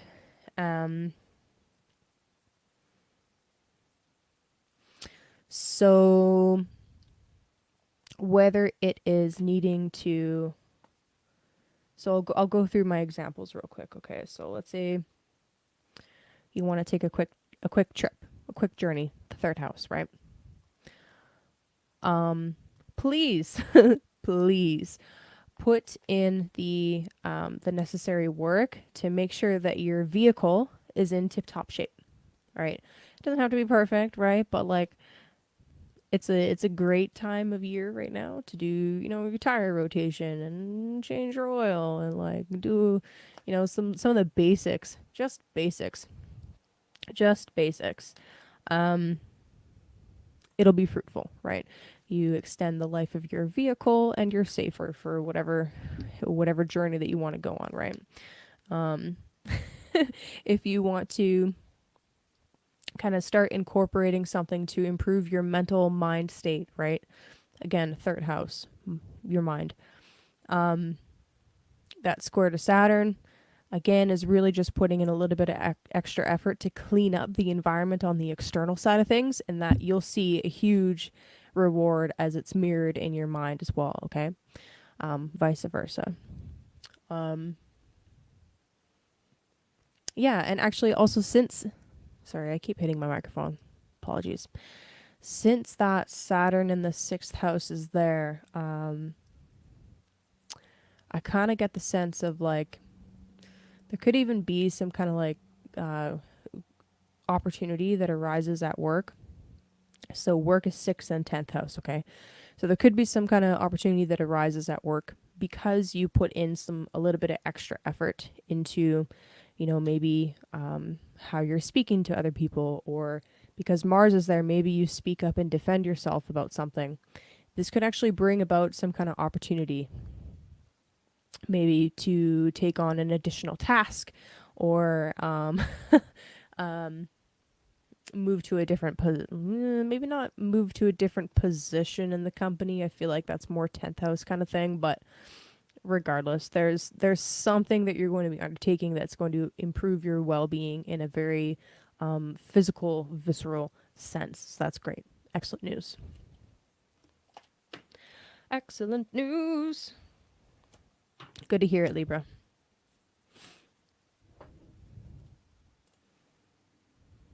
Oh, Libra. I gotta go call my sister later now.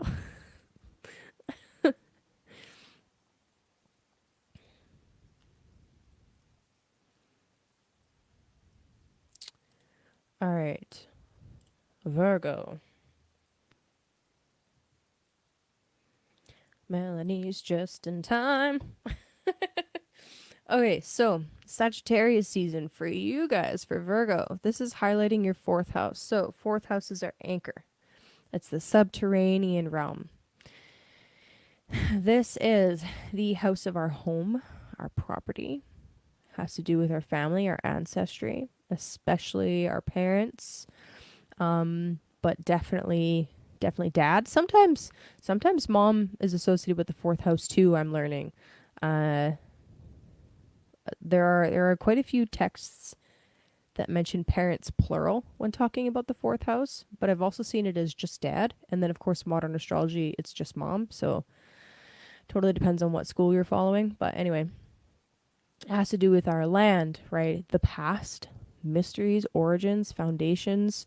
It can be the house of our family wealth. There's a lot of stuff going on in the fourth house. It's our private life.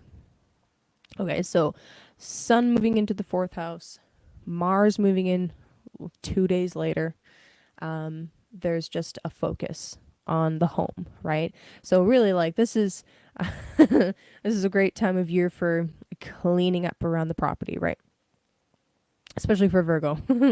I mean, everybody really could do a nice fall cleaning, but I almost feel like for Virgo rising especially, this is like it's bringing to light. It's bringing to literally sun, haha, literally. It's bringing to light and illuminating, what can be changed, and especially considering the theme of Sagittarius of redemption, which I know I've mentioned already up to this point, but I'm gonna say it again just in case you just jumped here to your sign, which is totally cool. Considering the theme of redemption that is associated with Sagittarius, I really like this aspect, okay, this square here. Because when it comes to our relationships, right? That's Saturn in the 7th. When it comes to our relationships, our one-on-one relationships, and the things that we do in social settings that bring us pleasure, 7th house. How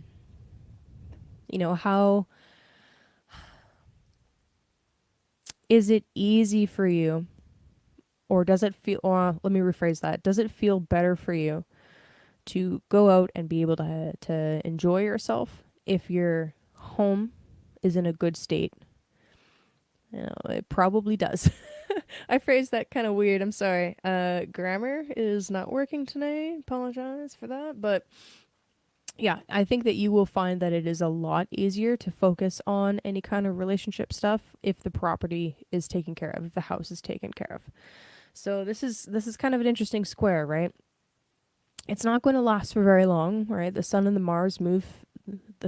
Mars move fairly quickly, right? But right at the beginning of Sag season, it might feel like you want to hit the ground running, and maybe I don't know. I feel like sun in the 4th house can inspire us to really want to strengthen our roots, right? It can be like you're focusing a little bit more on yourself and on your private life and on how you personally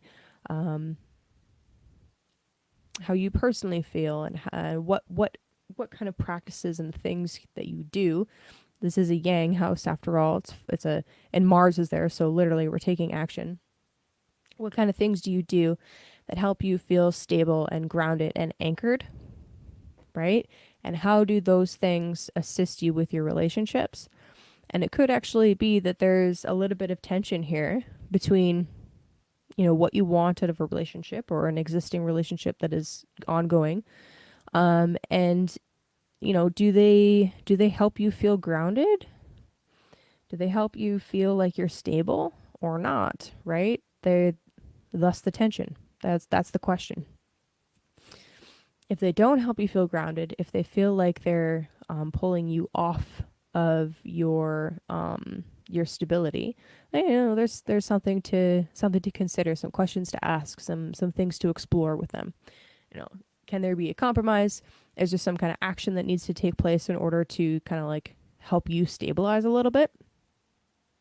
These are the things that I think about when I look at that kind of aspect. So doesn't mean that it can't be done, right? Square isn't a square isn't the death of anything. It's just that there is some kind of action or compromise or thing that needs to happen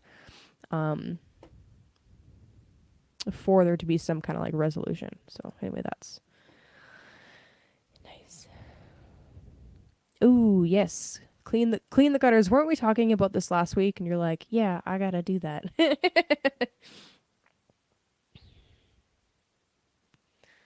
Fair enough. We're having like I'm in Canada, right? Alberta, Western Canada. And we're having some freakishly nice weather right now. Yeah, it's nice, but it's weird.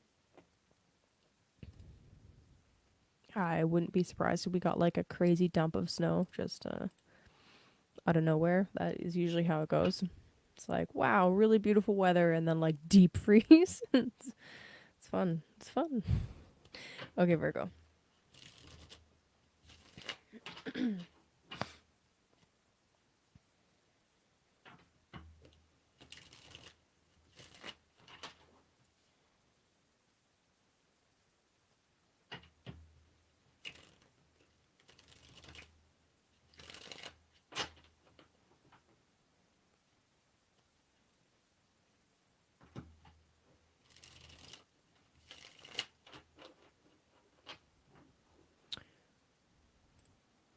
I gotta do a thing here.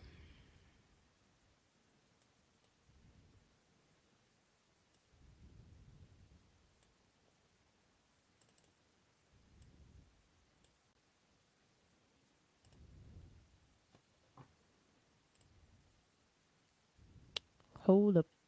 Hey, all my brothers who be acting real hard. Dang. Pause. I love StreamYard, but it's there's a few more tools that it really needs. I'm just loading up YouTube real quick. One sec. Also, don't forget to hit the like. Subscribe if you haven't subscribed already. Really appreciate that. I'm trying to grow my channel. Would love to get up to I would love to get up to 700. That'd be a really cool Christmas present for me. Yeah, El Nino.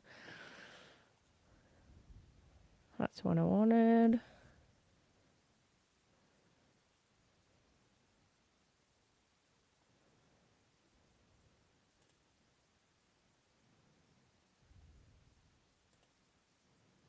Aha.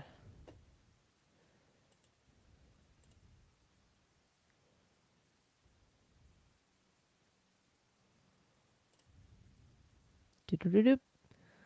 You get a wrench. I've decided. Okay. Alright. Sorry about that. Okay, Virgo.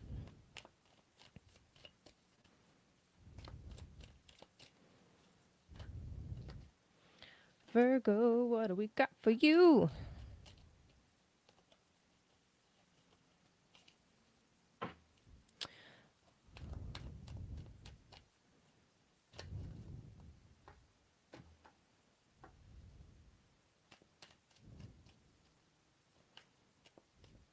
Oh, thanks, buddy. I kind of blanked on that. So appreciate that. Appreciate that very much.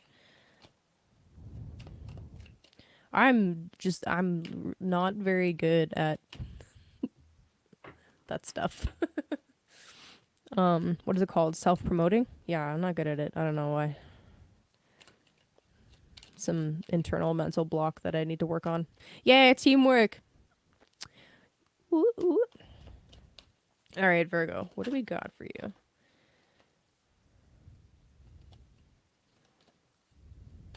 Just one card, please.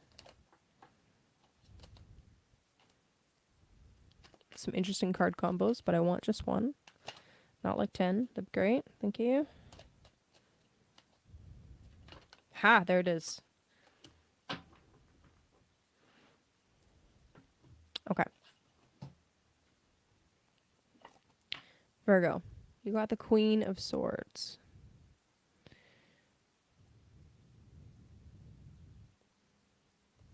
Love this deck.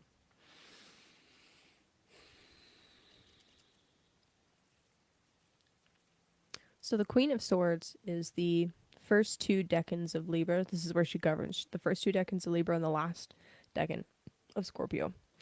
She is professional, decisive, right? She's actually able to balance both the super technical air qualities of swords, right? The heavy mental load that is associated with being a good judge.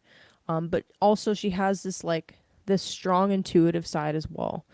And really you actually need both to be a good judge, right? To be a good judge of character, you can't go just purely based on words or just purely based on what you see. Sometimes you have to feel below the surface. But anyway, she the queen the queen of swords, you know, there is a little bit of a little bit more difficulty with accessing intimacy with the queen of swords. And I mean, honestly, for you guys right now, Saturn in the 7th house, fair enough. Fair enough. I feel like this card is not that far off base right now. But it's like whatever connection you're trying to foster with another person, okay? And this Sun Mars square Saturn highlight is really going to bring this to the surface, okay? Whatever connection you're wanting to foster, they need to be able to match you intellectually, right? Spiritually. And of course there has to be the physical and the emotional connection there, but especially for someone like you guys that is very mercurial and very intelligent, there has to be a match there. Before like real intimacy can really unfold, there has to be like the intellectual intimacy in addition to the physical stuff, right?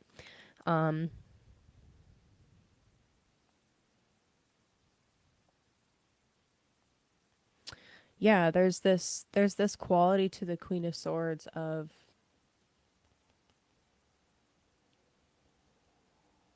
I don't know, I personally hesitate to use the word detachment because I don't really see the Queen of Swords as detached. It's more just that she's able to use her discernment, right? So she has access to that empathy, she has access to compassion and all that stuff, but she's not just going to give it out to just anybody, right? She's way more discerning because there's almost like there's like some serious lessons that have been learned.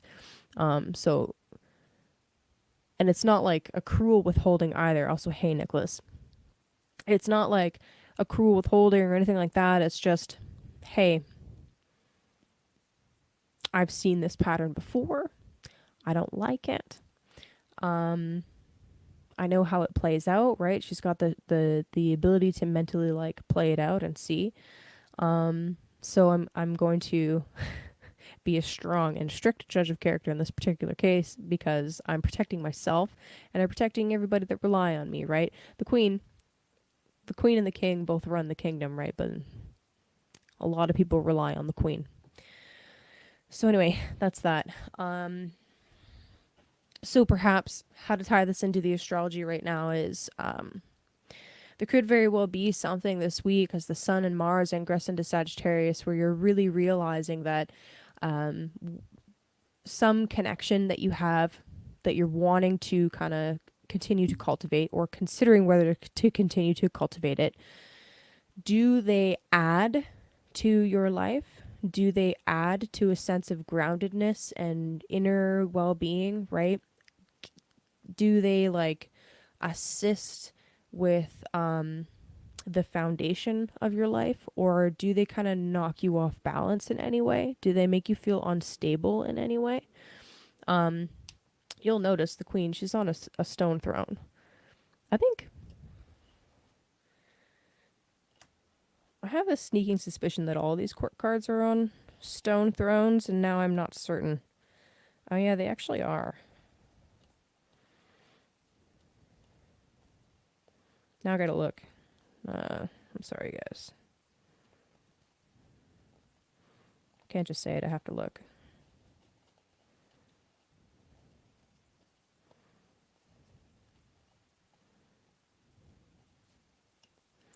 Now I got that Dr. Dre song stuck in my head.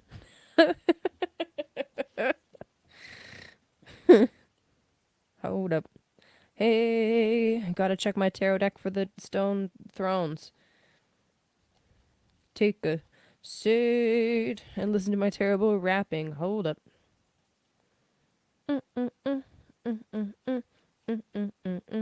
Yeah, they are all on stone. Okay. Okay. In order to master this element, okay, in order to be in this state of mastery as the queen, you have to be stable, right? And that applies to all of the court cards, but it's an important detail that I just picked up right now. Yeah, so really consider these relationships that you're cultivating, the activities that you're cultivating with loved ones, with friends, whatever the case may be for you, Virgo. If they're pulling you off of your base, right? If they're in any way compromising the stability of your throne, so to speak, then perhaps there are more boundaries that are needed. Thanks, Nicholas. I appreciate you. Word. Uh, Perhaps there's more boundaries that are needed, right? There's a fantastic Saturn word for you, and the Queen of Swords is no stranger to boundaries. So anyway, that's just something for you to consider and contemplate this week. And if none of that tracks, then don't worry about it. You're good. But underneath the deck, we have the World card as well. So Saturn is a big theme. Saturn is a big theme for you right now. Oh, hey, nice. Hey, happy off work time.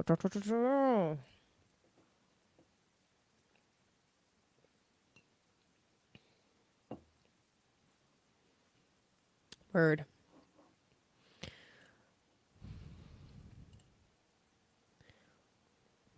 And he came into me doing some terrible rap, so that's fun. Word. Okay, Leo. Do, do, do, do, do. Song is such a classic.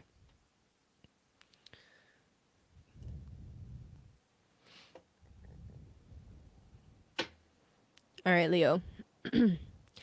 Leo. So, if you are a Leo rising, okay? If you're a Leo rising, that means the sun is your chart ruler, and the sun's ingress into a new sign is very symbolic for you switching your focus a little bit. In this case, sun is ingressing into your 5th house with Mars hot on the tails. Haha, hilarious, hot on the tails. Now, 5th house is most easily associated with our creative drives, right? Sometimes it's associated with like children and romance and stuff like that, but I think the easiest way to look at it is it's our creative energy and our creative output, how we express ourselves.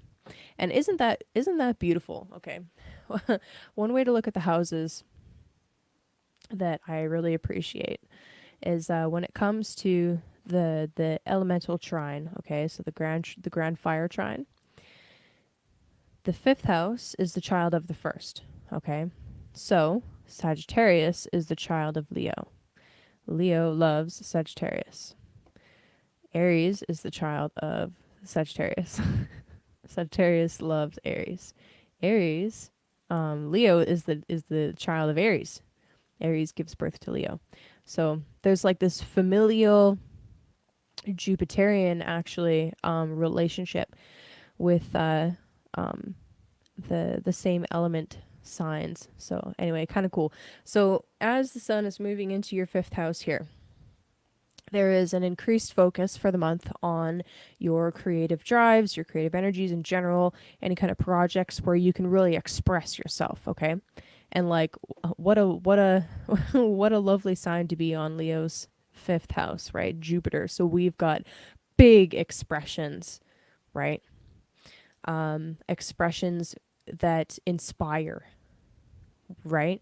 And even when there's that theme of redemption that comes in with the Sagittarius energy, there's this like, well, actually, okay, think about that for a second. That's really cool. So we're talking about Leo rising, right? Talking about Leo rising. And a lot of the themes of the sign, right? The archetypal ideals associated with the sign have to do with the sun's journey, right? So with Sagittarius, there is this because we're dealing with this sign of redemption, this idea of redemption, and like the ability to turn over a new leaf and heal and inspire people through their own journey of turning back towards the light. You guys can do this really easily through your creative arts, right? Fifth house, through your creative endeavors. So that's pretty cool. It's magic. Anyway, anyway, as the sun and then Mars ingress into Sagittarius here, they are immediately squaring off with Saturn from your 8th house. So I think probably the biggest thing that you guys can kind of contemplate is, do you have any fears or anxiety that you allow to hold you back from expressing yourself in an authentic manner? Okay, that would be the sun in the 5th house shining through the 5th, right? Shining with a Sagittarian light. Saturn represents fears and anxieties. And in the 8th house, it's like fear of your own mortality and like fear of the dark and fear of, what could possibly come next and that kind of stuff. And so because there's a heavy 5th house theme with this, maybe take some time to kind of like explore creatively what that fear kind of means to you, and maybe even if you can put that fear into words or into a picture, do so. Play with it a little bit to kind of work with that energy. But you might find that there is some kind of way that you want to express yourself, or some kind of artistic project that you want to undertake or whatever, that there is a little bit of tension between, your desires, 5th house, especially with Mars there, your desires, and maybe some of the shared goals that you have with somebody else. That can be an 8th house theme, Saturn square, or perhaps there's even some debts that you need to repay first. And you have to do that, or at least begin to do that and begin to address that before you can really like undertake this project. So 5th house, when we're talking like, speaking of like, adult themes of good old debt and whatnot, the 5th house can be associated with so because it's like children, right? And our creative output. If you have like a sole proprietorship, or you're turning a hobby into a job or something like that, that is absolutely a 5th house thing. And in order to do that, you need some kind of capital investment, typically, depending on what you're doing. There's always some kind of capital that you have to sink into it. Sometimes you can get loans or grants or assistance with kind of getting your things off of the ground. A Saturn square can be indicative of needing to do that, but not necessarily, maybe there was quite a bit of a delay in getting approved for some of that stuff. This could be, frustrations or different things coming up that are, delaying the process of even applying for those kinds of things. Or you're being informed, hey, before you can do this thing that you want to do and register your business or whatever, you have to pay your fines before you can use registry services. Just as an example, right? That sort of boring, mundane thing is absolutely a possibility. If you're not working on anything like that, then just explore this theme of like, what am I really afraid of, and how can I kind of channel some of that through my artistic endeavors. I heard that, and I swear a lot, and it hasn't affected my channel yet, but I'd like it not to. Yeah, but yeah, no, I did see that. Okay.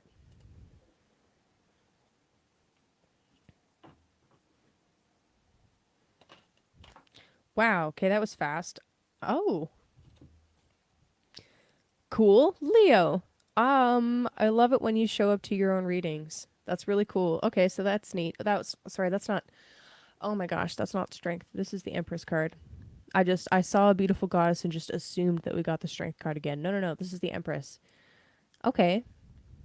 So Venus has a message for you.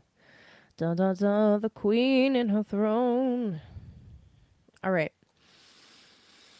The Empress.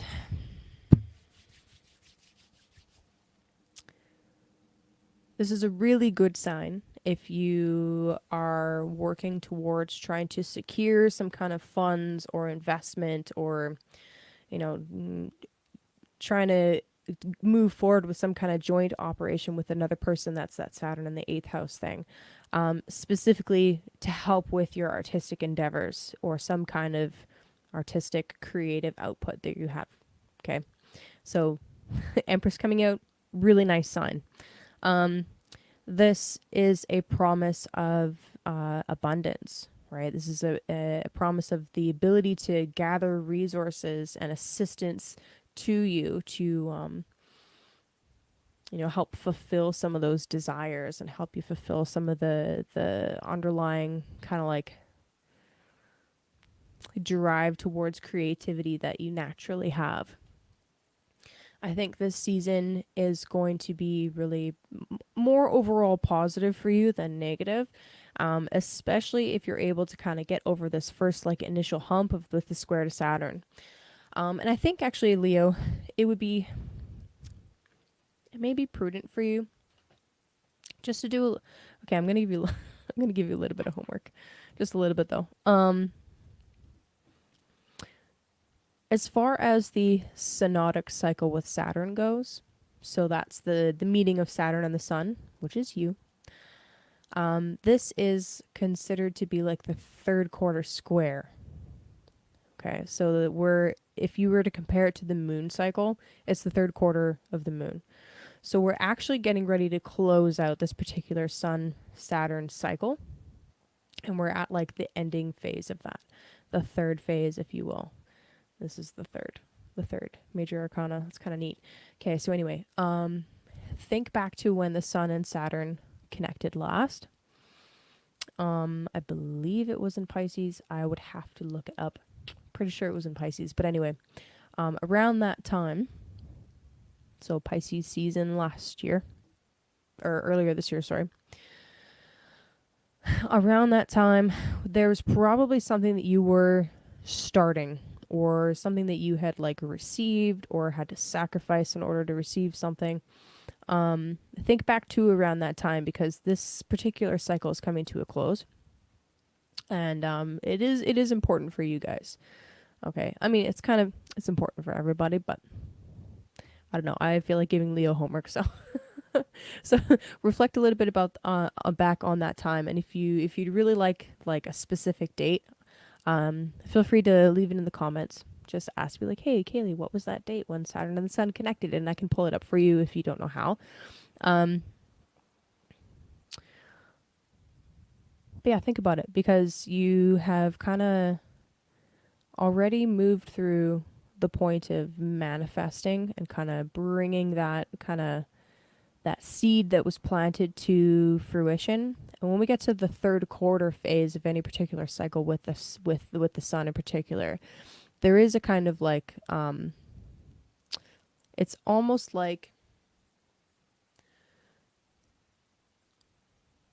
the flowers blossomed, the fruit is there, and the fruit is ripe now, and it needs to be plucked now. So you could potentially argue that like the full moon phase, which would be the Sun Saturn opposition, is more of the manifestation, and I personally I think that's like the fruit is there, and you could take it at that point, or you can leave it for a little bit longer to get more sweet, like apples, like oranges, or like peaches, particularly tree fruits.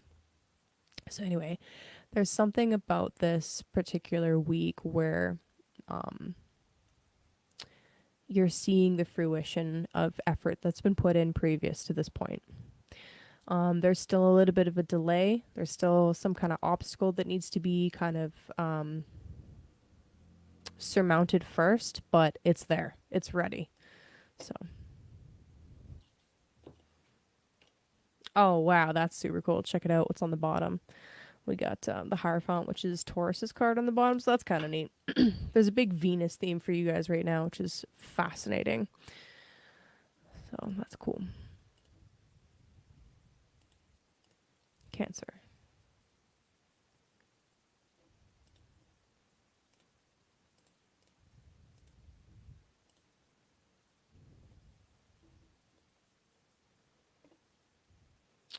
All right, Cancer. So for you guys, for Cancer rising, Sagittarius is the sixth house. So the sixth house has to deal with. By the way, the sixth house is the joy of Mars. So Mars moving into the sixth house is a little bit extra interesting and a little extra spicy for Cancer rising. But anyway, this is bringing a pretty big focus on your daily toil. Like, yay, what a fun way to look at it. But no, that's the sixth house. There's not a lot of ways to sugarcoat it. But anyway, so Sun and Mars in the sixth, squaring off with Saturn in the ninth. Okay.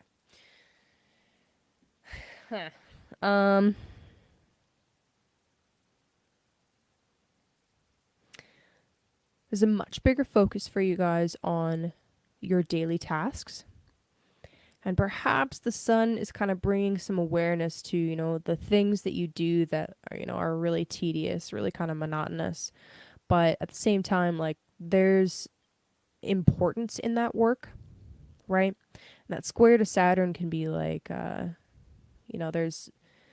sometimes there's a bit of a conflict between what we believe, maybe what we believe we deserve, or maybe our religion or our sense of spirituality. They don't always mesh perfectly. There's not always smooth sailing between the two, between what we do on a daily basis and what we believe about ourselves and what we believe about the world and whatnot. So this kind of a square could definitely bring some of that to the forefront. And maybe this is actually a really good opportunity for you to question some of your beliefs. What do you actually believe about the necessity of working, or is there any kind of like entitlement that maybe you need to kind of address, because everybody has to work. Yeah. One way or another. You better work, bitch. Okay. Thanks, Brittany. Anyway, with Mars moving into the sixth house as well and squaring off with Saturn, there's like a need for increased effort. And Mars in the sixth house can help you with that. So give it your all this week. Give it your all. Fucking balls to the wall. Let's go. Yeah.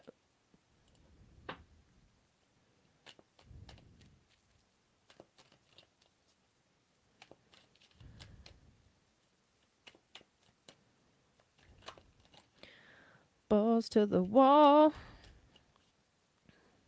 It's funny. I'm picturing Cancer, and I can't see. I'm having a hard time picturing Cancer. Just giving her, but I don't know. I could be wrong. You could have Moon in Aries, and I could be totally off base. Just saying.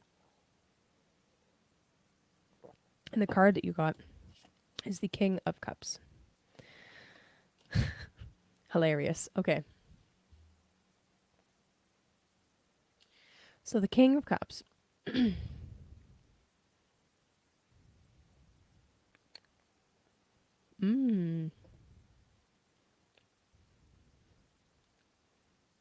That'd be interesting. I bet we have Snoop Dogg, a time chart for Snoop Dogg.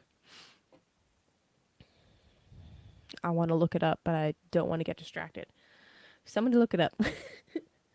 Somebody look it up. Do we have a time chart for Snoop Dogg? So you would type in like Snoop Dogg Astro Databank, and we'll have his birthday for sure. But do we have a time? This is what I want to know. Okay. Anyway, sorry, distractions. So Cancer, King of Cups. The King of Cups is a much more mature figure. Okay, when it comes to managing his emotions and like doing basic things like emotional regulation and things like that, he's a master at it, okay? Even if there is a ton of turmoil around him, he's still able to stay anchored and grounded. Okay, he can tap into the deep if he needs to, or he wants to, right? Especially if he wants to do some kind of creative thing. It's very easy for him to do that, but he's also sure-footed. He's grounded. He's anchored. His stone throne, because they're all on stone thrones, is on top of a mountain that's just peeking up over the water.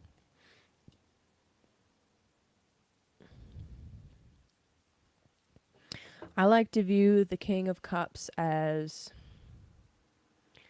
well, the kings in particular. I really feel like the kings in particular have a very kind of like just masterful presence over their particular element. The King of Cups is kind of like a fatherly figure, right? But it's a kind and emotionally supportive father, right? That's the Cups aspect. For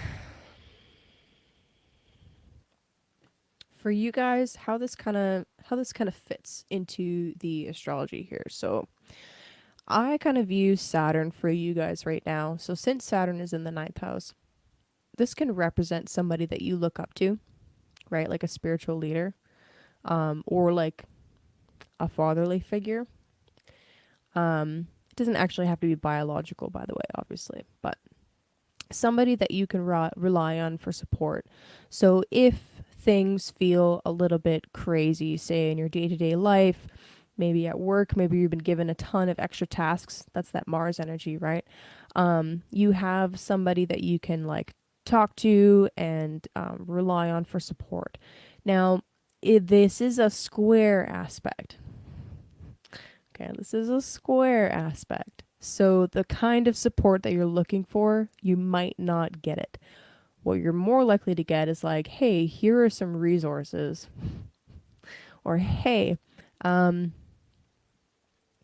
know you're looking for me to like fix this thing for you, but I can't fix this thing for you, but I can give you some techniques or another way of looking at it, or a perspective shift, or there's something that he's going to give you to do that will actually help you more in the long run. That's not like a quick fix, right? That's the kind of thing that that a square to Saturn is more likely to bring up. So, oh, hell yeah. Hell yeah, we got a time. Nice. 20th of October. Oh,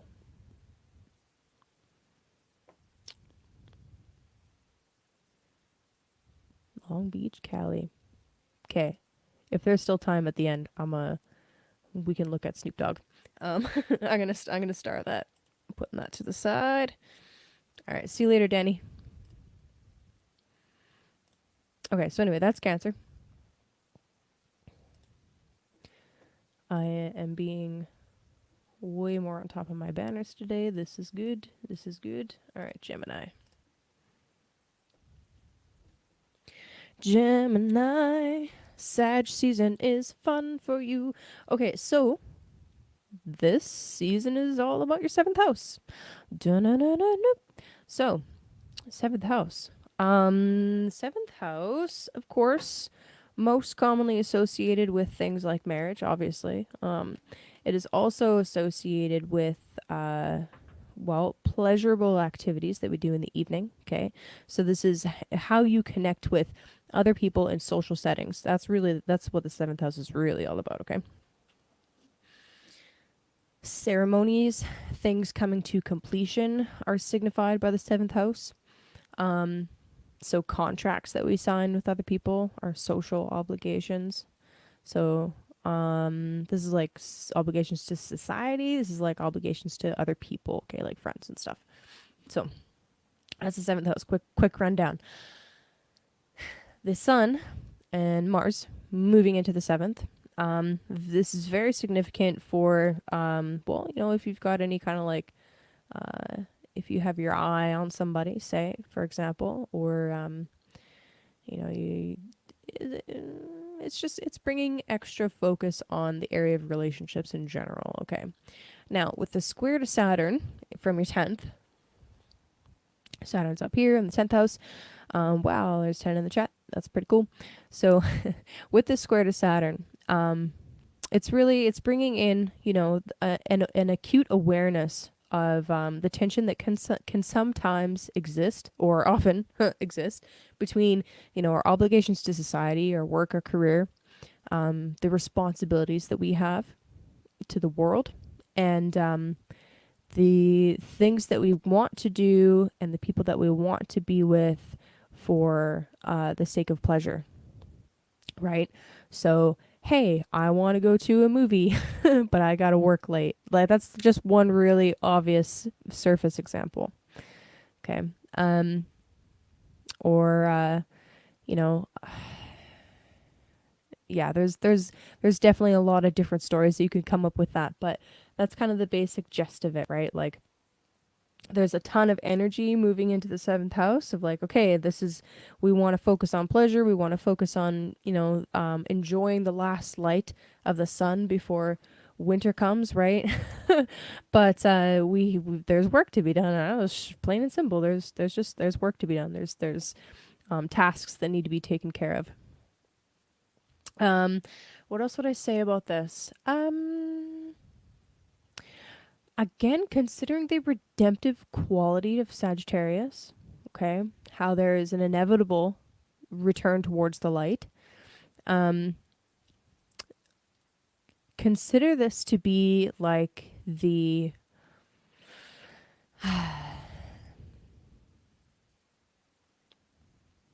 it would be not surprising for anybody that happens to be a Gemini rising, if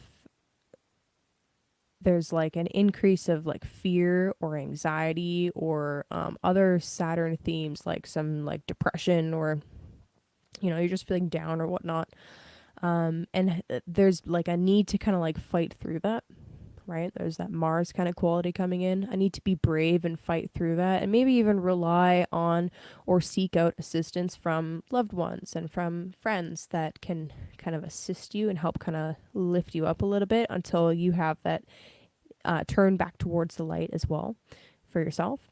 And especially just for this little bit till we get over the hump of the square to Saturn. So, if you need to, reach out for assistance. You never have to do any of it alone, right? And it might be very, very, I don't know, for some of you guys, you might be feeling a little bit, isolated, or kind of like in exile, just kind of far away from what you're used to, or what you're kind of like, what your usual surroundings is, which is not necessarily a bad thing, right? Not saying that it is, but it can be kind of disorienting. And then to have this kind of this square come in, sort of laugh. Don't mean to laugh. To have this kind of square come in could be like, oh, more? You mean I have to deal with more shit? Yeah, a little bit. But again, reach out for support. There are tons of people around you that are always willing to help. Kind of like help lift you up a little bit, especially you guys. Okay, you guys are so cute and cheerful. There's a special playful quality to Gemini, similar to the playful quality I was talking about with Sagittarius earlier. It's just it's a different quality to it. But it's like Mercurial trickster versus Jupiterian jolliness. Okay. So anyway, don't be afraid to reach out. And especially if you're, let's say you're taking on a lot more responsibilities at work. If you're taking on those responsibilities and it starts to feel a little bit heavy, reach out for help. Reach out for assistance. And make sure that you're spending time with people that love you, that can help you to take a load off by decompressing, right? So anyway. That's that.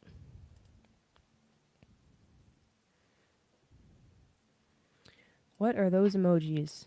A crown. Oh, that didn't help make it any bigger. A crown and pie? A skate? I can't see them. Is that a skate? I don't know.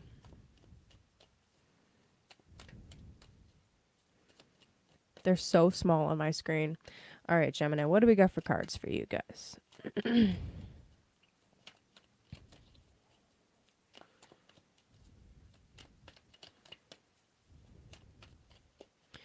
Gemini, what do we have for you?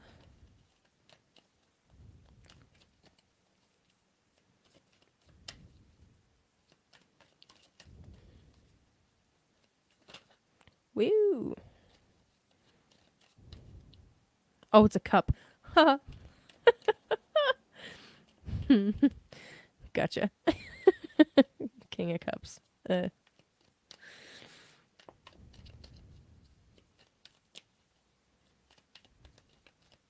No?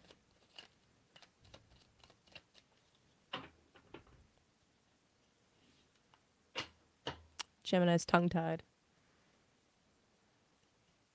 That fucking never happens.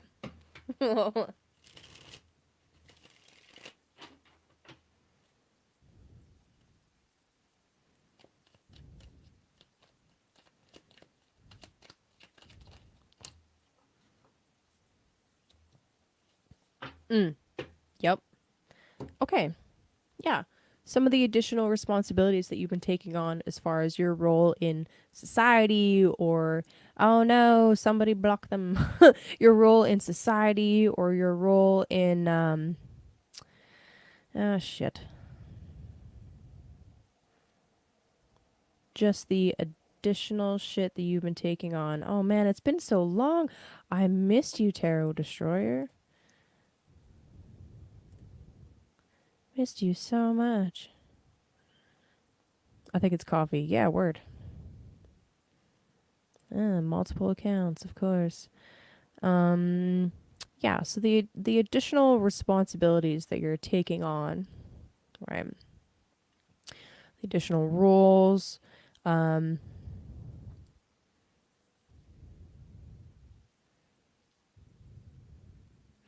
can definitely be like,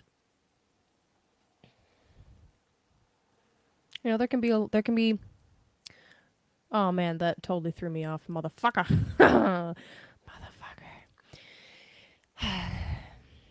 This is you taking on extra roles, right? It could totally be chocolate tea. I love it. Or a nice latte. Anyway, this is you taking on those extra roles, right? Trying to be a support, but also like lead a little bit. That's you, Gemini. Really like kind of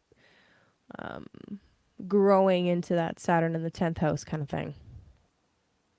It's a great thing, right? The King of Pentacles is a very stable figure. This is what you're trying to do. You're trying to be stable. You're trying to help stabilize and grow and see more abundance flow through, right? This is a really beautiful thing. Sometimes it can lead to a little bit of conflict, right? Just as I was saying, like you still want to play, right? You still want to be, still want to like go towards the things that are pleasurable. But sometimes there's a little bit of conflict that comes up when you're trying to step into a new role. Sometimes it rubs other people the wrong way.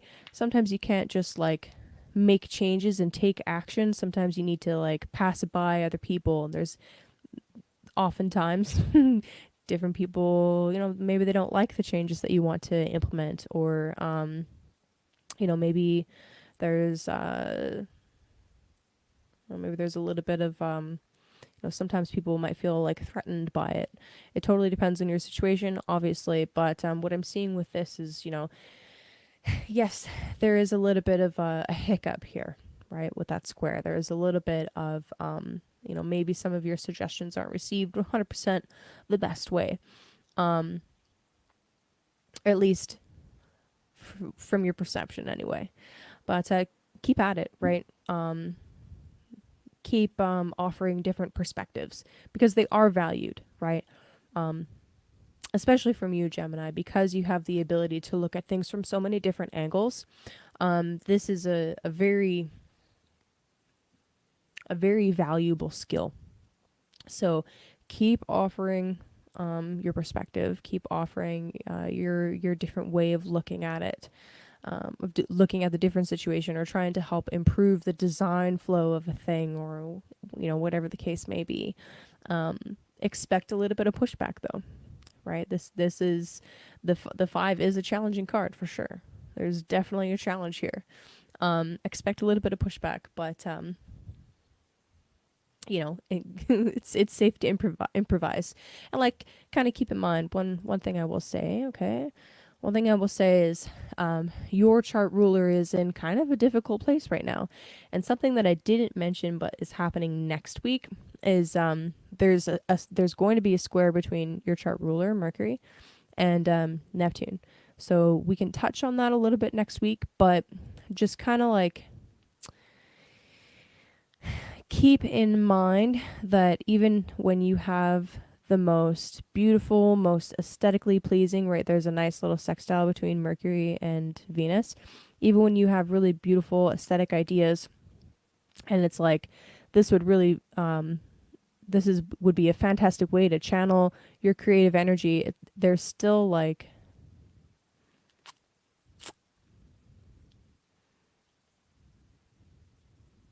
it still has to go through another filter. I hope that makes sense. It's like there's ultimately it's still up to somebody else, right? Mercury is in Jupiter sign. And the details might be perfect, they might be on freaking point, but it's ultimately it's up to the Jupiter figure, right?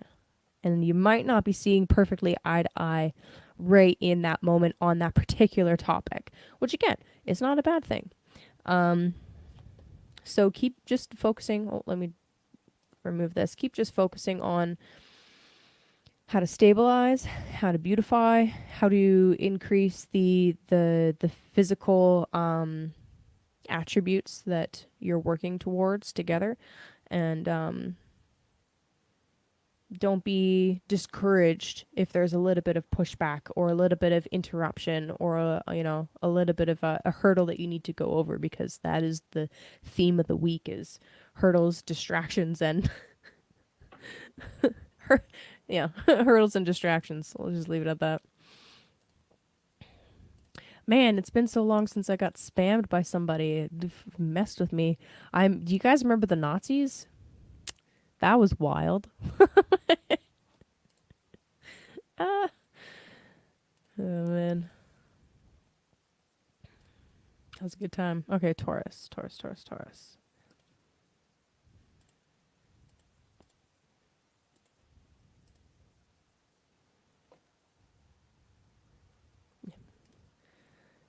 Yep. Okay. Oh, banner. Don't forget your banner. All right, Taurus. So for you guys, Sagittarius lights up your 8th house. So the 8th house is the second house that was referred to by the Hellenistic astrologers as the gate of Hades. Dun, dun, dun. So the second and the 8th house, they have this name, the gate of Hades, or the idle place. What they mean by idle is that things here take time to grow. All right. So I really like that as a way to look at this axis is things here take time to grow. Okay, so 2nd house and 8th house, very tied to our finances, right? So as the sun and Mars are moving into your 8th house here, there is a square to Saturn from the 11th. Okay, so Saturn in the 11th has to do with the groups and the associations that you have that help you to achieve something, right? To achieve status or a goal or whatever. And similar to, gosh, what sign was that?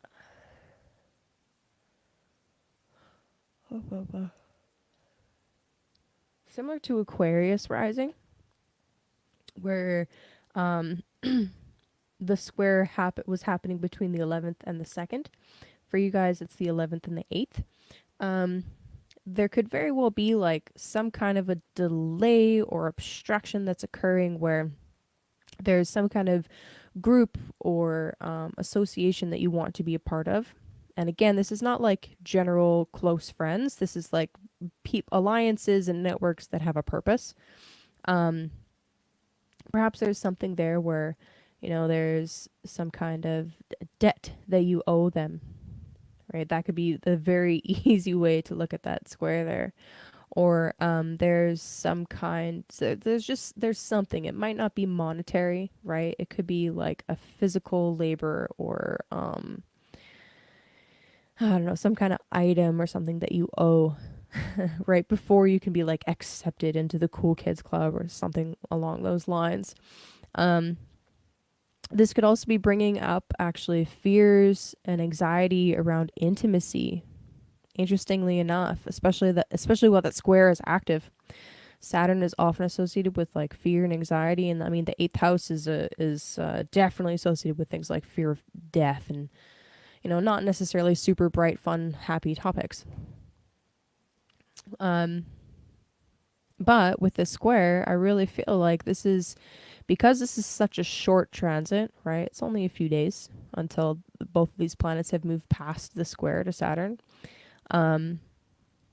It's like there's just a little bit of extra effort that needs to go in here, and then the moment passes, and it's not necessarily perfectly smooth sailing, but it's smoother sailing for sure.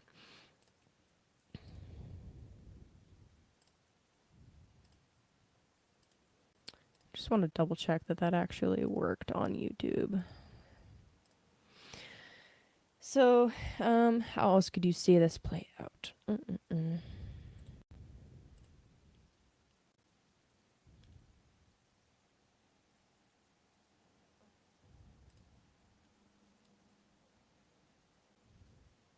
Sorry, y'all. Just pulling up my my YouTube stream just to make sure the comment section isn't being exploded by spam bots. Okay, good.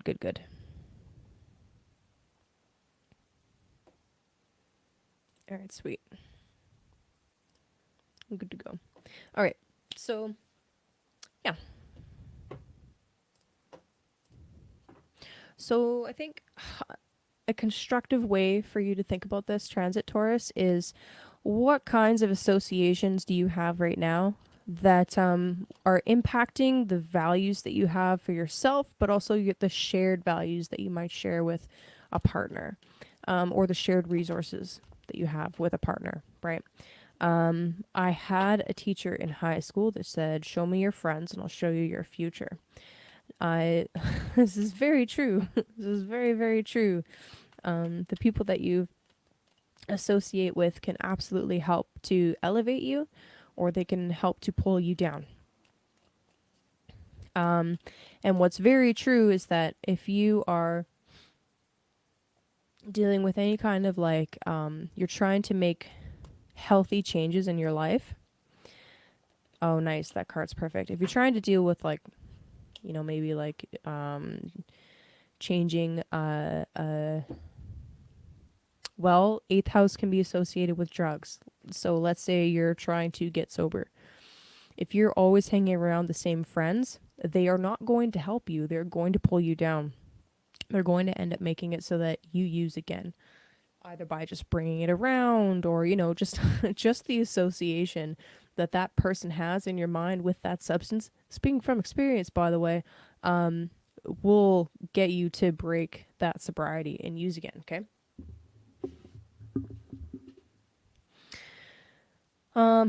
There's other ways that this can play out, obviously, but I feel like that's a really good story. Okay, that's a really good kind of way to look at it. You're trying to break a habit, break free from something, improve, maybe even like gain some more intimacy within yourself or with another person. But there's something about some of the associations that you have or the groups that you belong to that need to either be questioned, or just there's just a little bit more effort that's needed, a little bit more work that needs to be put in, to kind of overcome some of your own internal fears and anxieties. So the card that you guys got was the Eight of Wands. The Eight of Wands, I often see this come out when perhaps we've been a little bit confused about which way to go or which way to apply ourselves, and then all of a sudden it becomes clear. It becomes clear. The direction that you need to go in is kind of not necessarily like laid out in front of you step by step, but all of a sudden, at least the direction that you need to go. is illuminated. Okay. That's kind of cool. You might receive some kind of message this week, perhaps from somebody in an organization. Could be that Saturn figure, somebody that wants to assist you in some way and be some kind of like benefactor. If they reach out to you, though, they're going to have some kind of task or some kind of thing that you need to do in order to kind of like receive the benefits first, right? So that's what I'm seeing there is like, yes, you have a path, you have a direction, but there's some task, something that you have to do, some kind of something you need to say, some kind of skill that you need to offer in return, or in exchange rather. So Charlotte, hey beautiful. Nothing is free in the universe. Aries.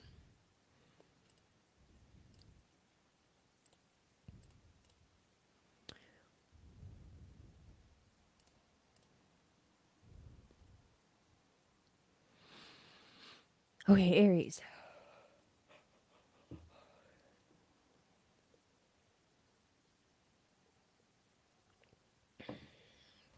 So for you guys, Sagittarius is your 9th house, which is the joy of the sun, by the way. This is the temple, or sorry, the house of the god, so to speak.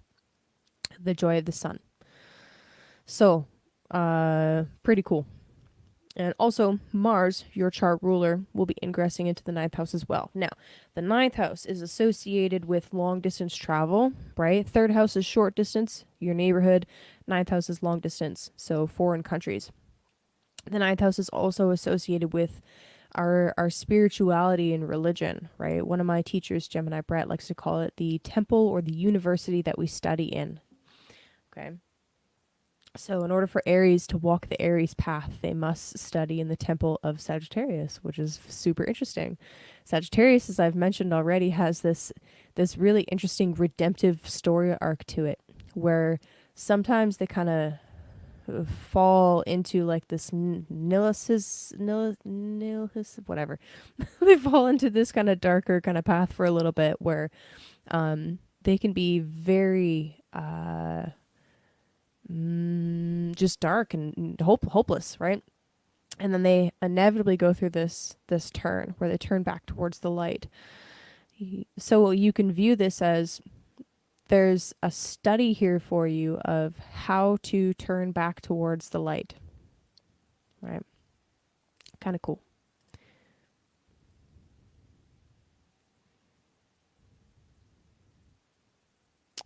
Yeah, you're welcome, buddy.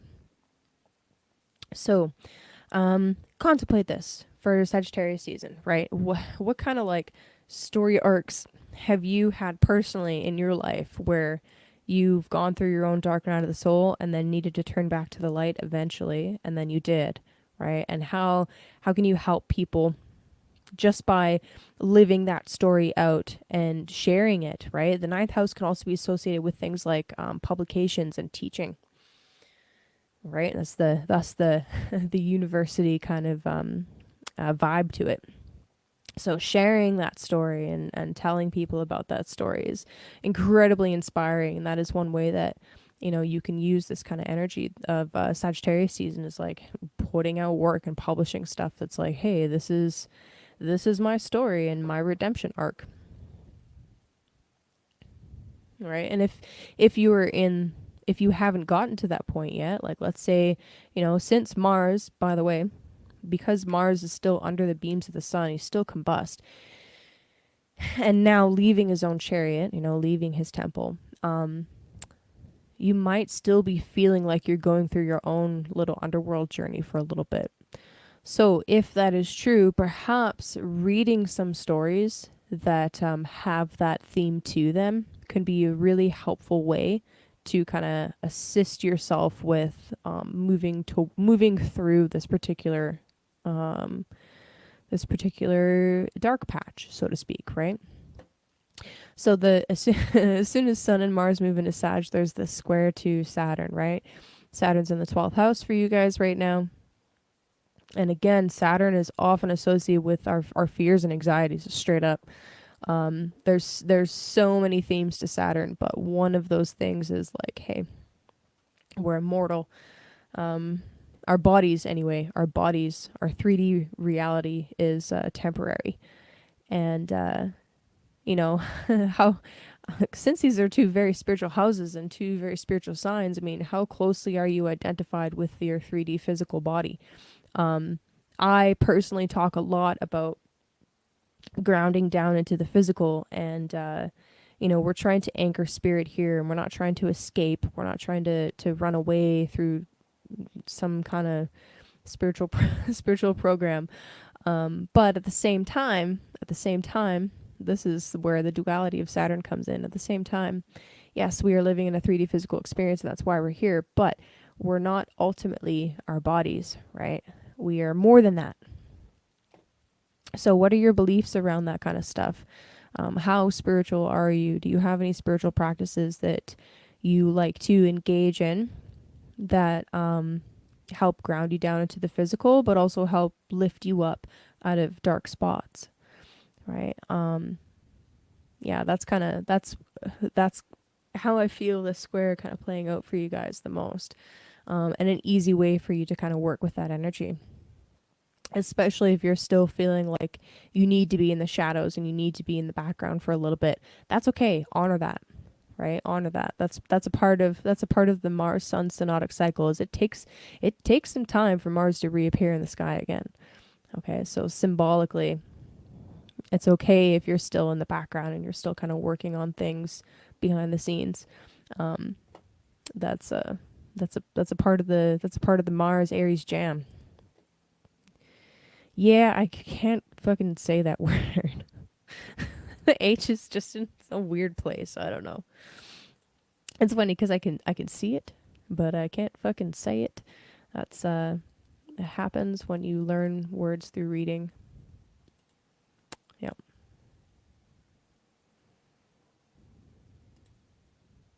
Okay, so Aries, what do we got for cards for you? And then as soon as I'm done Aries, I'm going to pull a card for Christy, and then I'll check my email. Aries. Dun, dun, dun, dun.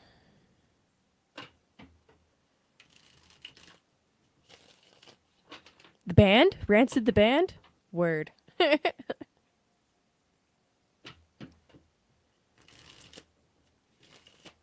Nil is...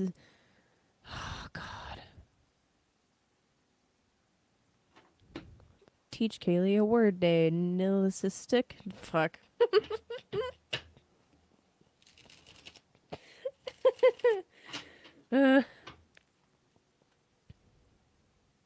It's an awkward word.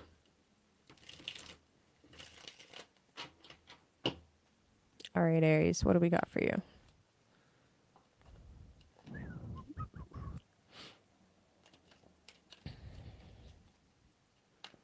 Hey, Nevad, I was talking about you earlier. What's up?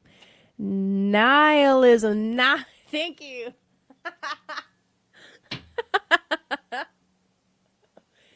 Yes, nihilism. I keep wanting to say it in nil. I'm like, that's wrong. Thank you, buddy. I appreciate you so much right now. Holy fuck. All right, Aries. I'm like, it doesn't sound right. Nil? No. Nigh.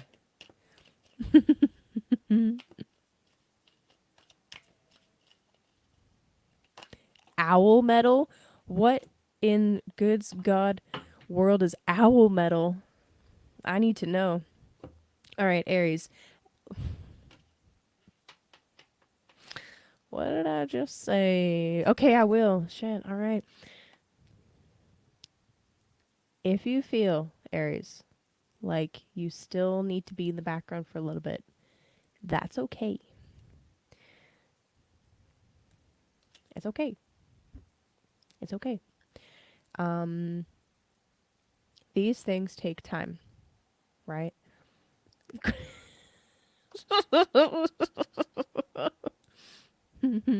with the owl sound in the background too. Word. Anyway, these things take time, Aries. Um, yeah, like it's gonna be a couple months yet before we actually see Mars peek out from behind the sun. Um, this is symbolic of you experiencing your own kind of underworld journey right now. Okay, it's okay if this takes time, and it's okay if this doesn't feel like it's smooth all of the time. I really encourage you to really work on just pick one spiritual practice. Just pick one, and go and practice it over and over and over again. That is probably the that's awesome. This is probably the best way to approach this particular transit, right? Especially Saturn, old man's. I mean, this is supposed to be the hermit, right? It's supposed to be Virgo, but old man Saturn's chilling in your 12th house, demanding really that you put in some serious effort into your 12th house. 12th house has to do with like with places of isolation, right? But meditation and like deep research absolutely falls into that. So with the heavy Jupiter theme, and considering quite a few of you are probably experiencing your own kind of like underworld journey type stuff, take the time to go within, connect with your body, do just a little bit of meditating. It doesn't have to be a lot, right? And again, Aries, you can do an active meditation. You don't have to sit still and just like listen to owl chatter for a couple of hours and focus on your breathing. You can do, there's so many different ways to meditate. No way is particularly right or wrong. Um, but there's something here about needing to practice, be persistent, and cultivate something. Um, yeah. It's all about patient. There's a good Saturn word for you, patient cultivation.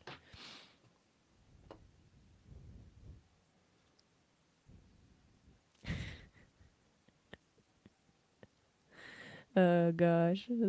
Thanks, guys. Okay. So now I've got a card for Christy. We're doing good. 405. Not bad.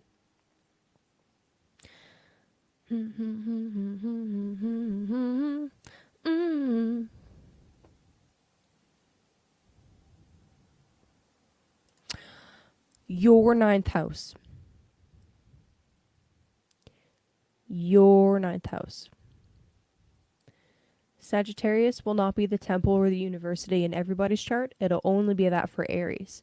Your ninth house would be Pisces as a Scorpio rising. So that is the temple or the university that you study in, would be Pisces for you as a Scorpio rising.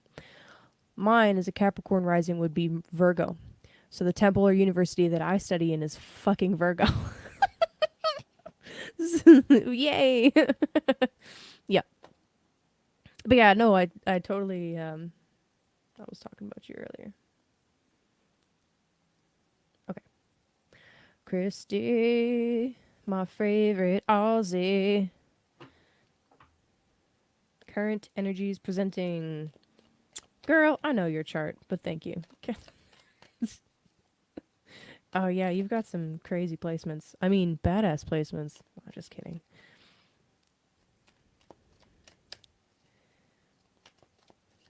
Some crazy fun placements. I hear you laughing right now, okay?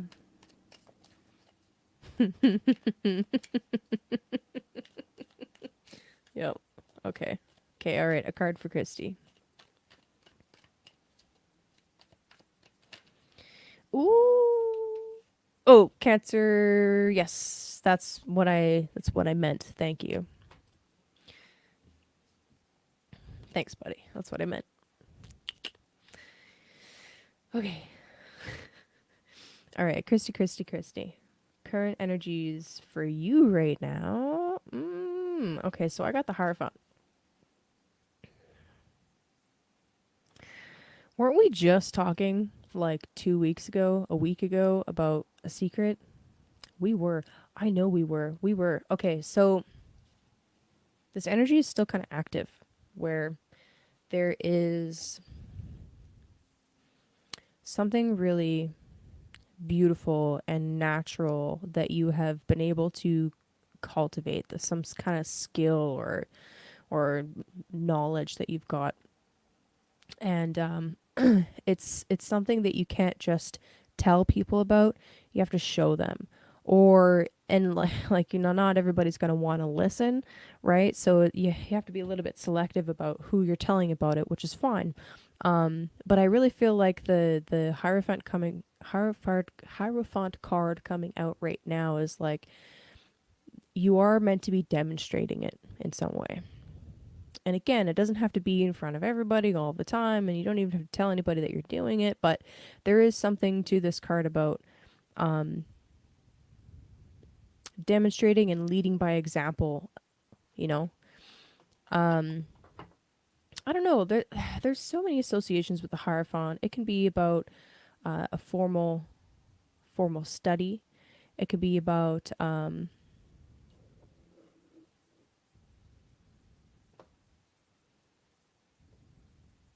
I'll come back to you in a second, Davin. Yeah, it can be about like really formal study or really formal settings or institutions and whatnot. And maybe this is actually a call for you to seek kind of like a teacher or training or something along those lines.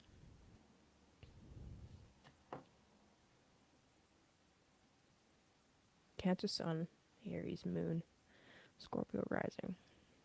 Oh yeah, and then your Mars was in. Where the fuck was your Mars? I think it was in Leo.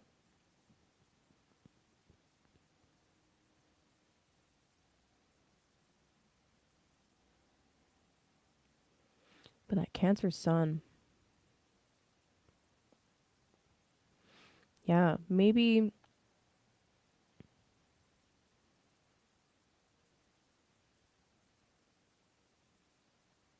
So I know, Christy, that you like to lurk in the shadows, which is totally cool. It's totally fine.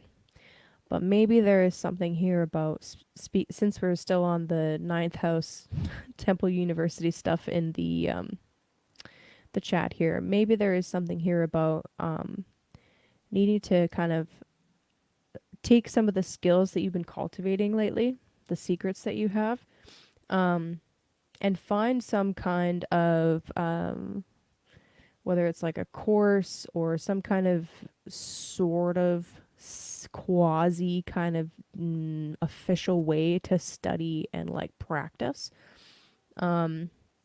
Just an idea, just kind of shooting that out there, because I'm positive that you've got this card once before. I'm positive you have. And I mean, I could be wrong, but I seem to remember that being a thing. But yeah, just think about that. And it doesn't have to be right now, but there seems to be like this calling for you to be in more of a more visible, more formal kind of setting to show other people and to learn yourself. So just kind of think about that for a little bit. Okay. All right. So Davin, Neptune in Sag, Saturn in ninth. You've always been so slow to understand anything ninth house or Sag. Fair enough. Fair enough.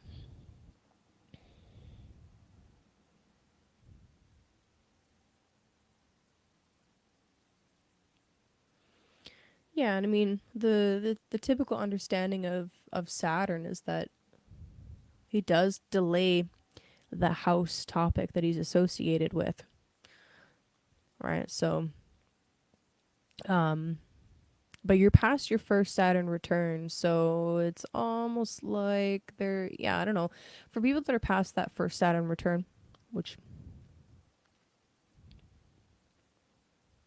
yeah, I don't need to go down that. Anyway, for the people that have passed that and they're still struggling with that area, I think that's normal.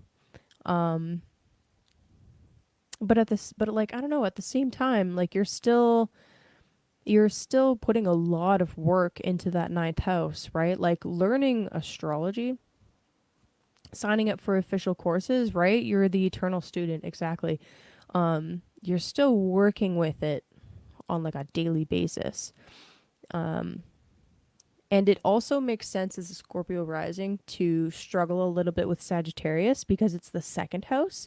So you, based on like traditional aspect theory, Sagittarius isn't a house that is you can see, unless your Mars aspects it. But even then, it's like it's a harder one to kind of grasp. I struggle a lot with Sagittarius as well. I struggle a lot with Sagittarius. Um, and well, one do I really struggle with too? And Pisces, actually, the two friggin' Jupiter um, signs. I don't know why, but yeah. Exactly. Exactly. And then Neptune comes in and it's all watery and cloudy and foggy and annoying as fuck. But also artistic. Very artistic. Um, all right, not seeing anything else in my email. Just gonna double check the other email real quick here. Nice. We rolled through this nice and quickly. Good job. Good job, everyone. Thanks for coming out. Yeah, so discount code Scorpio 15 is good until the 23rd. So, yes, I did just get a new job, so my hours have been shortened quite a bit as far as what I can dedicate to astrology and to readings, but books are open. There are dates in there, dates and times. And if you're not seeing anything that works for you, send me a message on Telegram or put a message in the comments down below with how I can like email you or whatever, or just email me, and we can work something out, right? Like I don't have automatic slots up there for when I'm done work, but I can work with you, okay? So keep that in mind. I think that's everything. Yeah, cool. All right, you guys, have a good week. Enjoy the beginning to Sagittarius season, and remember that delayed gratification is going to be the way to go this week for sure. There might be some hurdles, some obstacles, but you got it. You got this. So, yeah, I'm relieved because I needed it. Thanks, buddy. Yeah. Yeah. All right. Love you guys. See you guys later. Peace.